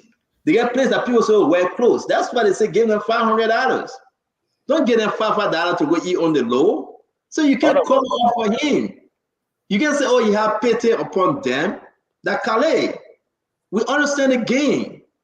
It's a great allegation against Patrick Woolsey. I mean, let's call spade a spade. This is bad. I understand you're trying to fix the building now. You're trying to make it look so good now. You'll make it into a church building, into a schoolhouse. You'll make it into a mosque. You'll go ahead and bring them in the hotel. But come on now, Fode. I beg you, Chief, Representative Fambula, this is embarrassment to you guys and to the LRRRC. I want us to move on. I have some very important news because we got to go. It's 7 o'clock. I really think that you should come back. Information reaching that, yes, they bribed them. Look at all this document. Look at all this document. My man, be careful how you defend it. I'm going to share this document with you. Dr. Richardson will soon be coming on. They're arresting the young man. Yeah. Is that a new Liberia now? You bring the people from Ghana, you put it in jail, and you say they're crazy? They want too hard to defend. I see the love in your face, Fatima, but you can't make it on this one.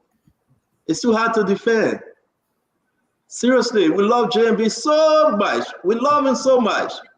But I will call a spade, and you know that. I'm not defending anyone. I'm defending the citizens of Liberia. I said what was done was wrong. Calling them names was inappropriate. It's for me as a therapist and as a social worker, it's a person's first perspective. You do not call people by their illnesses or what you perceive, because there was no and there was no test done to say these people actually have mental illnesses. There was, you know, they were not seen by psychologists or psychologists.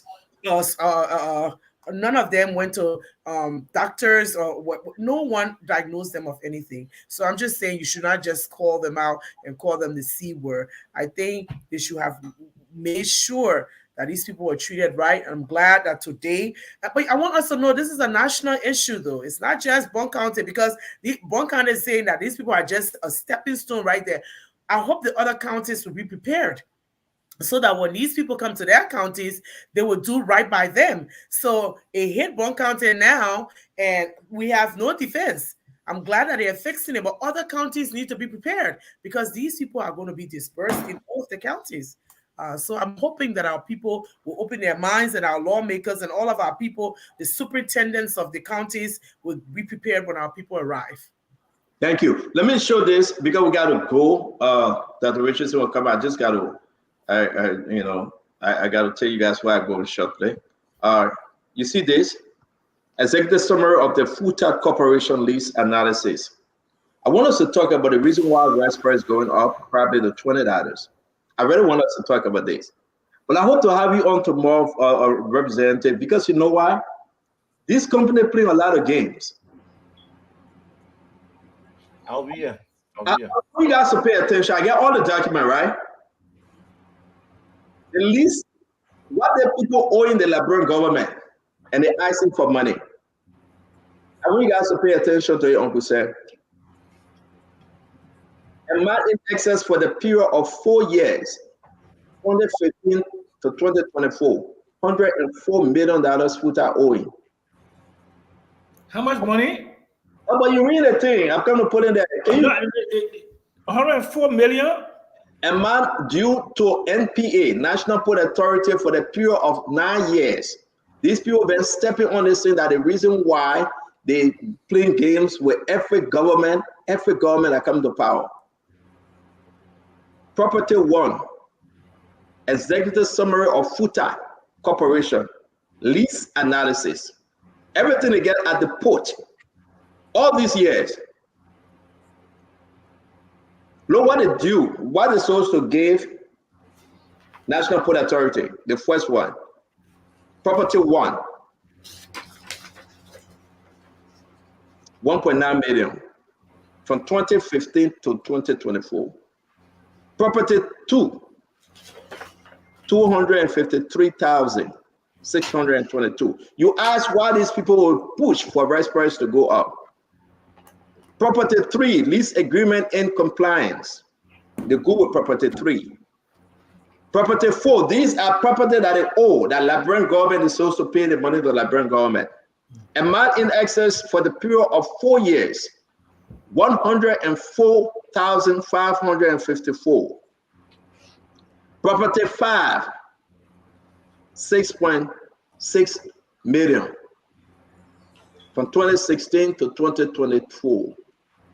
Therefore, the grand total of the lease rental amount due NPA by FUTA Corporation, $8.7 million. That only one analysis for one FUTA company. And we said, Stand up. Yes, sir. Your country that you love so much, that we all love, it's a rotten country. It's a very rotten country. if JMB had come to power and have seen him not just liberalize the rice market, but extract those people from the rice market over a period of time, let's say 9 months, and bring in some new players,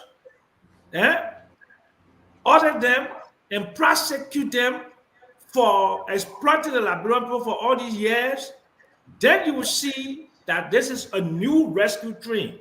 But they see Futa, they see K coming back, they see other people, the cartel is still controlling the rice market. I expected this Joseph Boca man Uncle to be Sam, a stop that blah. agent. Uncle Sam, stop that blah. No, I'm telling you the truth. No, that's not the truth. Uncle Sam, you myself disagree on that. Stop that blah. You don't want the people you say you are economists. You want to LSE or you want to LEC Corporation. You're doing electricity. That when you did your thesis, whatever your case may be, you went somewhere. You from somewhere. President Boaga just came 4 months with all these documents, with all these different information coming up and the analysis. You want the president to just jump on and start suspending rice importers? I said to you, you were there for 6 years. But you were there. You were there for 6 years. Uncle Sam, stop. Exactly. And that's why they are going meticulously, finding all necessary reason to see what these guys owe the Liberian people. Okay, so I will put this up again, Uncle Sam. Look at the amount. $8.7 million represent the formula. Okay. So under George Manuel, it was never done. Okay. We are talking about 2015. Hold on, Uncle Sam, to 2024. 2015 to 2024. Okay. They are owing 8.7 million United States dollars. Let's see what will happen 6 months from now. I dare you, Futa will still be there. I bet you. Futa will still be there. The cartel will still be in power 6 months from now. Representative Fabula, please talk to us. METEC, CTN, SSF, West African Construction. But Uncle Sam, hold on now. Let's address this thing. Uncle Sam, hold on now. Let's do the thing small. You're hearing without help. You are a grand economist, Before you go after the people to prosecute them, you should have documentation. I don't say prosecute them. Before you go after them to make any decision, Uncle Sam, you should have documentation. Come on now. Representative Famula, please. You know, what I really want to say is that the first thing is that Mr. Jackson needs to be realistic with what happened. He served in a consultative position and he spoke with people who are in position of trust and they were taking decisions. And we need to be very realistic and nationalistic when it comes to some of the issues. When you weigh us on issues, we appreciate the fact that you will want to criticize the government, but when there are things that date back to your time in providing advice for state actors, you should take some of the blame.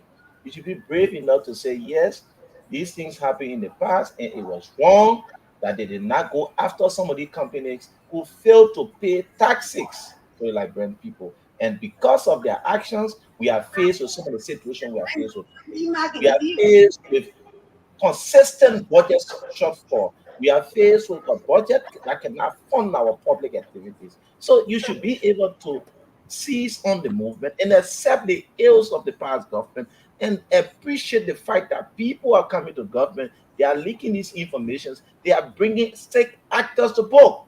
It's just not full time. We are aware of almost all the corporations, all the system, all this country, millions of dollars. If the past 6 years you have collected the amounts on the book, by now, within 4 months, you will not have been saying why Waka have not acted. Waka is acting, I believe, in good faith because you are seeing these documents and administrators at these entities are getting ready to go after them. So you run this country, you provide advice for 6 years, you are not brave enough to say these people need to be brought to book, they need to be brought to court, they need to be taking the serious action that anyone would consider for anyone who are defaulted taxes, for anyone who owe a government. You can.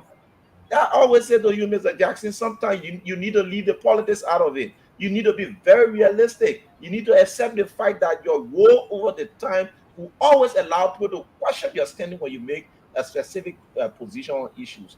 You cannot refuse the fact that you did not advise the CDC government. You are one of those who, both of them, some of the seasoned economists in this country. And when these things happen, and people are sending this sensitive information out to the public, the first thing to do is to condemn it, is to acknowledge the fact that the past government did not take the right actions, and you pray that this government should not follow the past government action, and this government should be able to ensure that these people can be brought to book, not to be able to twist the facts, trying to spin the facts around. I think we need to be very realistic. The actions is condemning between you and I within the next few hours. If we go back to session next week, if no one will raise the issue, I'm going to write a formal communication bringing FUTA before the House to come and get reason why they will owe us millions of dollars. We are struggling to raise millions to support our social activities, to support our programs. We have Liberian returning, there's no money. You should even be here and telling us, go to FUTA, we didn't collect the money there. Go and get that money and ensure that you can fund some of the process. You think, how will we fund them? We are talking about process that will be in the tune of thousands or millions of dollars. We are saying to you now that we are serving as a transit point. The counters that will be hosting some of the people, they need some of the money. We all need to be very nationalistic. And if we start to be political, we'll not get a fight out of some of the issues we try to discuss. And again, I would suggest only one company though, just FUTA. We're not talking about the rest of the 5 other companies. $8 million, just FUTA. So you should take on to some of the blame. You know what? It's bad for our country. It's bad for our people. And you're right. Take some of that money. You know, take some of that money. Billions of dollars when we have people owing up, who making profit, increasing the price of rice on a daily basis, trying maneuvering their way. And it is for that backdrop that we have put in place a technical document to be able to address this situation. You cannot bring a new player, because when you bring a new player into the market, we are setting the rules better. You will say that some of these people who own government millions of dollars will strangulate some of the new players and ensure that they run into losses. They might not pay the loans, they might not generate any revenue. They will sell at a lower price to ensure that the next man coming into the market sell at a loss. So all of this strategy we are aware. So we will not just be saying you need to bring new player, you need to advise any government that anyone owing government they should pay. Because some of the money will be used to provide social services for Liberians who will be in dire needs of it. And I would say this, thank you very much. Welcome to the show, Dr. Special. How you doing? Oh, sorry. Dr. Francine Chinwe Richardson. Welcome. Different hairstyle. How you guys doing? Not bad, Dr. Richardson. Well, how are you? Dr. Richardson, the people are killing our returnees, you know, and they say we should be quiet. We cannot be quiet because this is bad for our country. But I want to say welcome to the show. I will be leaving the show with you very shortly because I can announce. He doesn't want me to announce it, but hey, well, you know me, I will announce it. Somebody coming to see me, I gotta go outside to say hi to them. You know, one of the old time friends. Okay. So, but want to say this to you before we leave. How you call him, representative? I really want to say this to you, though, man. I really appreciate you. You make yourself available every day to come on the show. You're a good guy. I really do. You take the beating for members of your caucus. You be with Ecuador. Yeah, man. But you're a good guy. I know you will go over there and see the people condition. I see Bug, but he saw someone to you. No, the guy saw it, he checked him. But let's say that Edwin Mervyn Snow is going back to his party. George Sylvester Mobile, Edwin Mervyn Snow wrote George, request for reaffirmation of my membership with the National Patriotic Party. As you can see, Edwin Mervyn Snow said he's going back. Signed, Senator Edwin Mervyn Snow Jr., founding member of the National Patriotic Party. Something about Edwin Snow, I don't know. I just get to like this guy. You know, we started on he and how you call him, Musa Benete. I don't know why I like them for it. I really don't know. Maybe because they're bad or they're good. But I would distance myself from them. It's something about them. You know, I like they are straight shooters. Take it or leave it. They are straight shooters. You know, he going back to his party. That's a beautiful thing. and we just want to announce it to everyone. I also want to announce real quick, we're running through this thing. Forgive us. I know they will show your picture. When they show your picture, I will be gone, man. I won't see your picture. But tell me, that special guest comes to be outside your house, the person can come inside your house? I know the person, not that the person can come inside, the person like 2 minutes away. So you gotta go meet the person outside. I'm waiting for you. Oh. No, when I'm not meeting the person outside. That's what you say. That's what you say. I wanted to tell you about the super mom Let me say contest. something. Hold on 1 minute. This special guest coming, I will put a person on the show. I will take my computer and put it on the show. They will say hi to you. It will satisfy you. I will keep my laptop outside and put a person on the show. It's not a special guest. It's just a friend that whenever he's around here, he come and visit me. And, you know, because I'm just a humble. You need the Liberian people to go to your friend. You see, that's a Liberian too now. That's a Liberian people. No, but you leave it the Liberian public that watching you and listening to you after you beat it. You will not place the photo of the current status of the site. Mm-hmm. So you don't need a friend. You will not place the current condition of the site before you leave. I will play.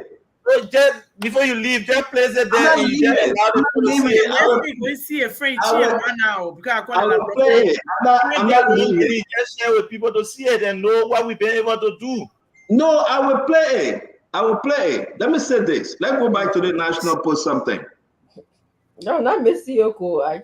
Yeah, I won't play, but let me do this. I also would like to announce that the Ministry of Commerce and LRRRC say that they have reduced the prices in fuel and gasoline, pump price and selling price. We just got to announce it because it's good water. You know, I believe them. I believe Amin Boda, and I believe Emma Sweat are working hard to get these things in order. New price conceding for petroleum products on the Liberian market effective June 6, 2024, folks. These announcements need to go across. All right.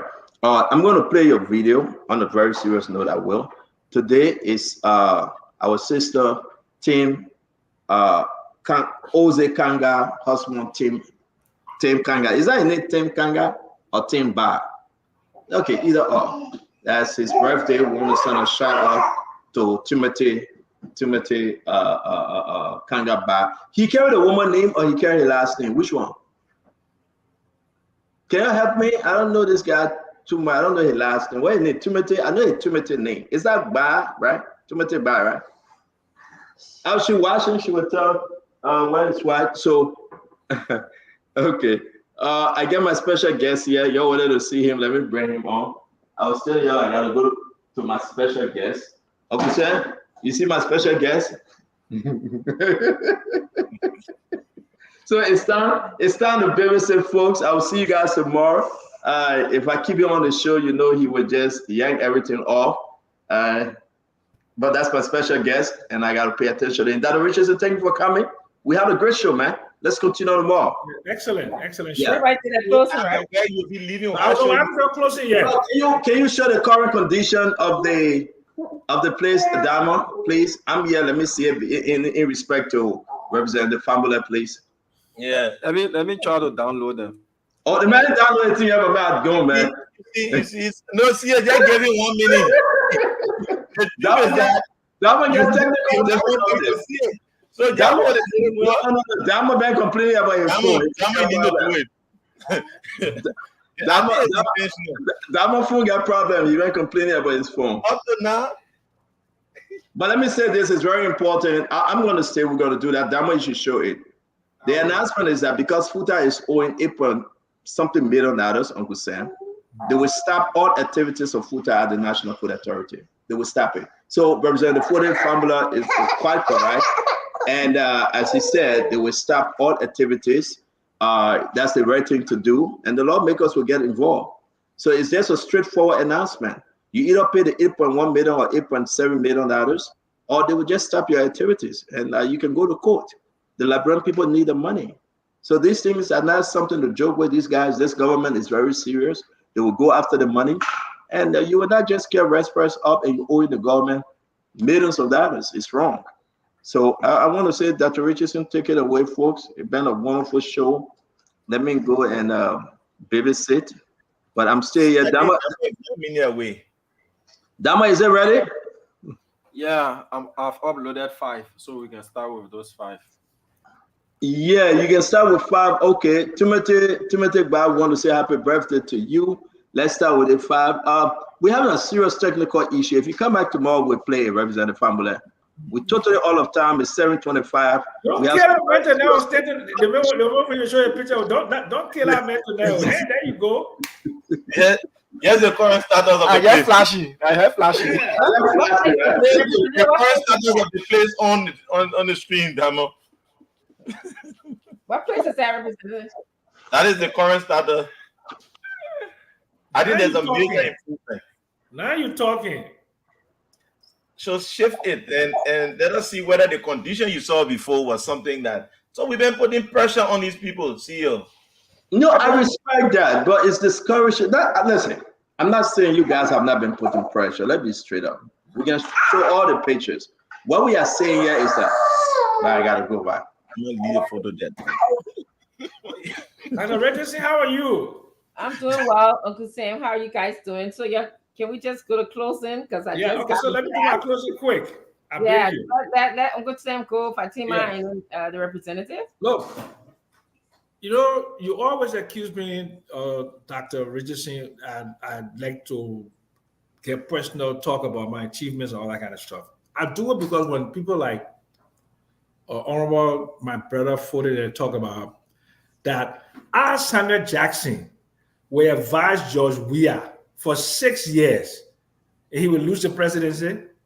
Samuel Jackson will advise George Weah will be responsible for economic development, will be responsible for crafting a rights policy, be responsible for crafting an economic development policy. And you will see what happened. I beg you. I endorsed George Weah in 2021 in June. I criticized him for most of the time. Remember, I think Dr. Richardson, you remember, I was an itinerary critic of the government. You think if the governments that I've been associated with, if they were taking 10% of what I tell them, I don't deal with them on politics. If I tell you, Dr. Representative Famula, I had nothing to do with rights issue under the Georgia government. I only wrote one paper for monetary aggregate, okay? And we improved the circular flow in Liberia in terms of the amount of money that is intermediated, the amount of GDP that is intermediated by mobile money and other stuff. For the government, I'm not a tia economist. I'm not a Babati economist. I'm a real economist. If I were a white man, I would be treated much differently. Okay? People don't take my advice. They've never taken my advice. The reports are right. Okay? I'm looking for a young person, a young man, to give them all of my papers so we can establish a library. Why is a young man, not a young woman? Well, I say young man, a young woman. Okay. Yeah. I'm sorry. That's So okay. if you want to look, I had a young man that was going to play that role, but he ran out of line. If you can find somebody that you know, a young person, man or woman, who is a student of economics, who wants for me to mentor them and give them all of my papers, so we can donate it to the University of Liberia, put it in a PDF form. I'd be more than happy to do that, so you can see what I have written. And you must read a copy of my book too. 1 minute, Uncle Sam. That's all I have to say. But thank you very much. I understand what you're saying. It's good to attack me, but I mean, I'm not responsible for people not taking my advice. No. Okay. But you have a right, because associated with these people, then I should make them accountable for some of the things that they did not do. I agree with you. Fair enough. That's what I'm saying. Yeah. Okay. Let's move on to Fatima. Yeah, that's fair. Fatima. Well, yeah, Dr. Richardson, welcome. We are fans. I like your hair too. But anyway, our honorable, thank you for coming. I would like to say thank you to all of the panelists and to all of the viewers across the globe.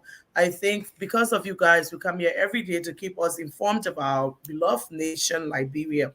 I just wanted to say some things, Representative. I'm glad that you guys were able to own up to some of the mistakes that you made. But I want this to be for all of our representatives all across the board to know that our people are coming back home. It's a national issue. It's going to affect all of Liberia, so they should be prepared. I'm glad that you guys are now working towards it, but it was grossly done. I mean, the LRRRC leader right now, I think he should be suspended immediately because he have not done anything. He's naming our people, calling them the C word instead of, I don't know who diagnosed our people for him. Also, I just wanted to talk something briefly about the pastor for George Manewia. I mean, Liberians need to know. I know in desperate times we seek God, we seek higher power. But I see Liberians, I see some of our family members that have joined churches and they disown their own parents because of they say the pastor say your mom won't care you, your dad won't care you. They take their last funds and give it to these pastors. This pastor knew very well if Josh Manawia had won, he was going to go on Vlad. Nobody was going to charge him. Nobody was going to ask him. He would eat the Liberian people money and nothing would have come out of it. But today is a new day. It's a new government. I'm calling on our Papa, my president, to make sure that he takes action. I know every day Uncle Sam come here and say, he wish the Papa can take some action. He don't know. You don't know Joseph Waka. I spoke to Joseph Waka. Joseph Waka told me the last time when I saw him and we had to have face-to-face 1 hour, 50 minutes.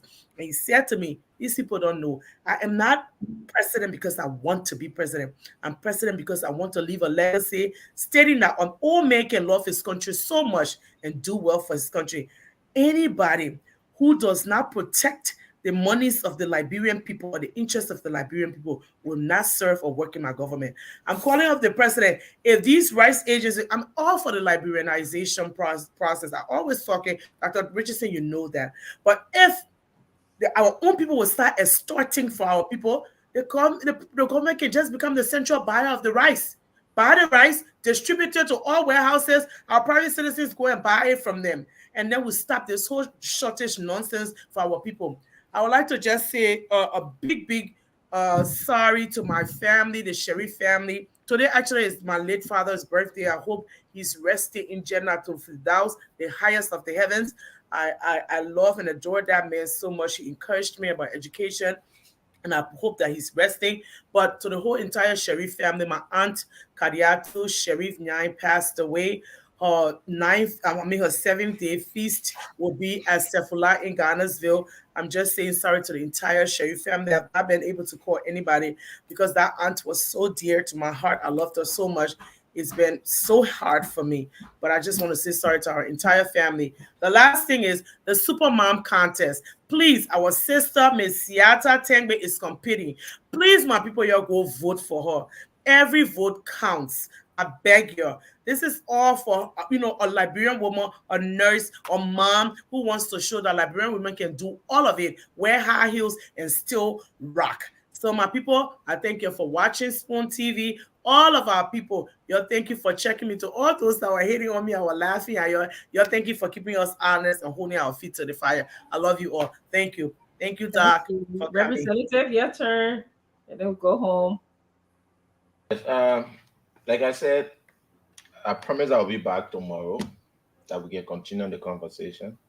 At least few of the things we wanted to get clear was that the county caucus is paying more attention to what is unfolding in the county. The chairman of the caucus have no direct family tie to the current LRRRC boss. He's from Lofa. He's a former secretary general of the Unity Party, and he has standing to be appointed in the Unity Party government. From the county standpoint, we have done what is required of a leader to ensure that the condition we saw on the video the last few days has improved immensely. If you look at the current status, the current photos, I think you are not compared to what we all saw. What we saw is condemnable. The heads of the LRRRC, the manner in which he considered those who came. I think the official position of the LRRRC is something we are going to rely on because they are saying he provided misinformation. So moving forward, he will need to do more, to do a lot of research on people when they come in. He need to plan more to ensure that some of the information that will be put out will be genuine and people can rely on it. So as a county, we think other counties that some of the people will be repatriated to need to get themselves ready for now, because these people are only in Bon County for 2 weeks, and within the 2 weeks, the 15 days, plans will be put in place to get them to their families. Some of them going to those at-risk youth. Some of them will be going to some of the camps to get them rehabilitated into the communities. Some people are going to Johnsonville. Those who do not have parents, because at the camp in Ghana, some of our people they've been there for years. Some of the youthful young men you see there, they were born, they came, their parents traveled to the United States, some left there and died, some of them stay in Ghana. So some of them, they are all among the people.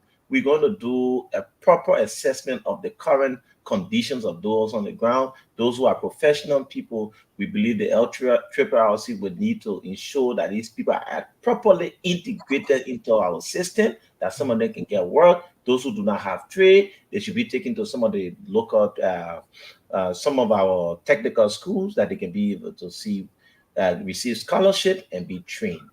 With that, the additional that will come, it means we have set the foundation. But the videos was very disturbing, and it required all of us effort to get it where it is today. If you look at the current status of the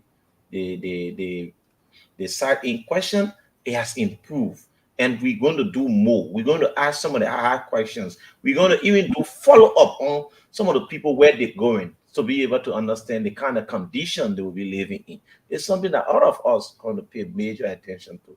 The chairman of the caucus, the 1 minute, focus Representative. caucus, 1 minute left. Senator Moise, Senator Quaid, Honorable Eugene, Honorable Prince, Honorable Mumwe, Honorable Memma, everyone has keen interest in this process, and we're going to do proper and consistent follow-up and proper oversight. Thank you again. We see you tomorrow. Yes. Dr. Richardson. Yes. Dr. Richardson, sorry, my uncle just called me and said I did not mention his brother's name, my dad. My late dad's name was Ibrahim Famuyan Sharif. Please, my people, may IVS, now my boss man. So may he rest in peace. Today is his birthday. May he go to the highest of Jen.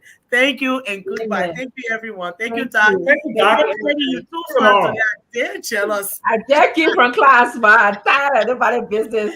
You repeat it. Take care of y'all. Yeah, Right, thank you so much, Uncle Bye-bye. Sam. See you later, Fatu. Bye-bye. Diamond, wait. Oh, that Nelson. Yeah. I'll see you later. Oh, you come to your midnight show? Oh yeah, sure. We have Yeah. about 20 minutes, to get started. Yes. Yeah. Well, it's good to All see you, right. Dr. Richardson, and I'm glad that Yeah. we have a great show again. Looking forward I'm to sure. tomorrow. Yes, you guys started posting. Let the posting begin, so we Oh can yeah. see. I like on Facebook, like start posting everything and talking. So anyway, I'll see you tomorrow. I'm tired. I'm gonna go for my walk, my evening walk, and then we'll talk later. Okay. Okay. Well, folks, that's how we want to draw down the curtains on the show tonight. Thanks to all of you for being here. Thanks for watching. Thanks for playing the listening role. Thanks for always being here on the program, Spoon Talk. As you know, this is Liberia Premier Talk Show. And this is where Liberians gather to get the news, to get the information, to know what's happening across the country. And of course, yes, thanks to our partner radio stations across the country for always relaying the show. Thanks to Trust FM. Thanks to Gibi FM in Kakata, Gibi County. Thanks to Premier Radio in Bon County. And of course, a host of other radio stations that are always relaying the program. So, yes, Spoon Talk will be back on the radio tomorrow. As the team said, you can keep voting for Mrs. Siata Tengwe in the Supermom competition. Today is the last day for the voting process. And so you can just go ahead, vote. There's a free voting process wherein you can vote once per day. There's another stage where you can pay a little amount and be able to vote multiple times. So yes, make Liberia proud. Vote for her in the quarterfinals of the Superman competition, and let's see Liberia win. All right, so that's the link right there pinned on the screen, and you can vote for her as she's participating in this very important competition. So my name is Nelson Colette. We'll come your way again. Have a good night. Spoon Talk has been a wonderful one tonight. We look forward to being here tomorrow. And of course, you can join us later. That's in about 20 minutes from now for the late night show. Until then, have a good night and bye-bye for now. Yes, I, a special one from the CEO, stand with the spoon. And your boy, Friday the South and then charging.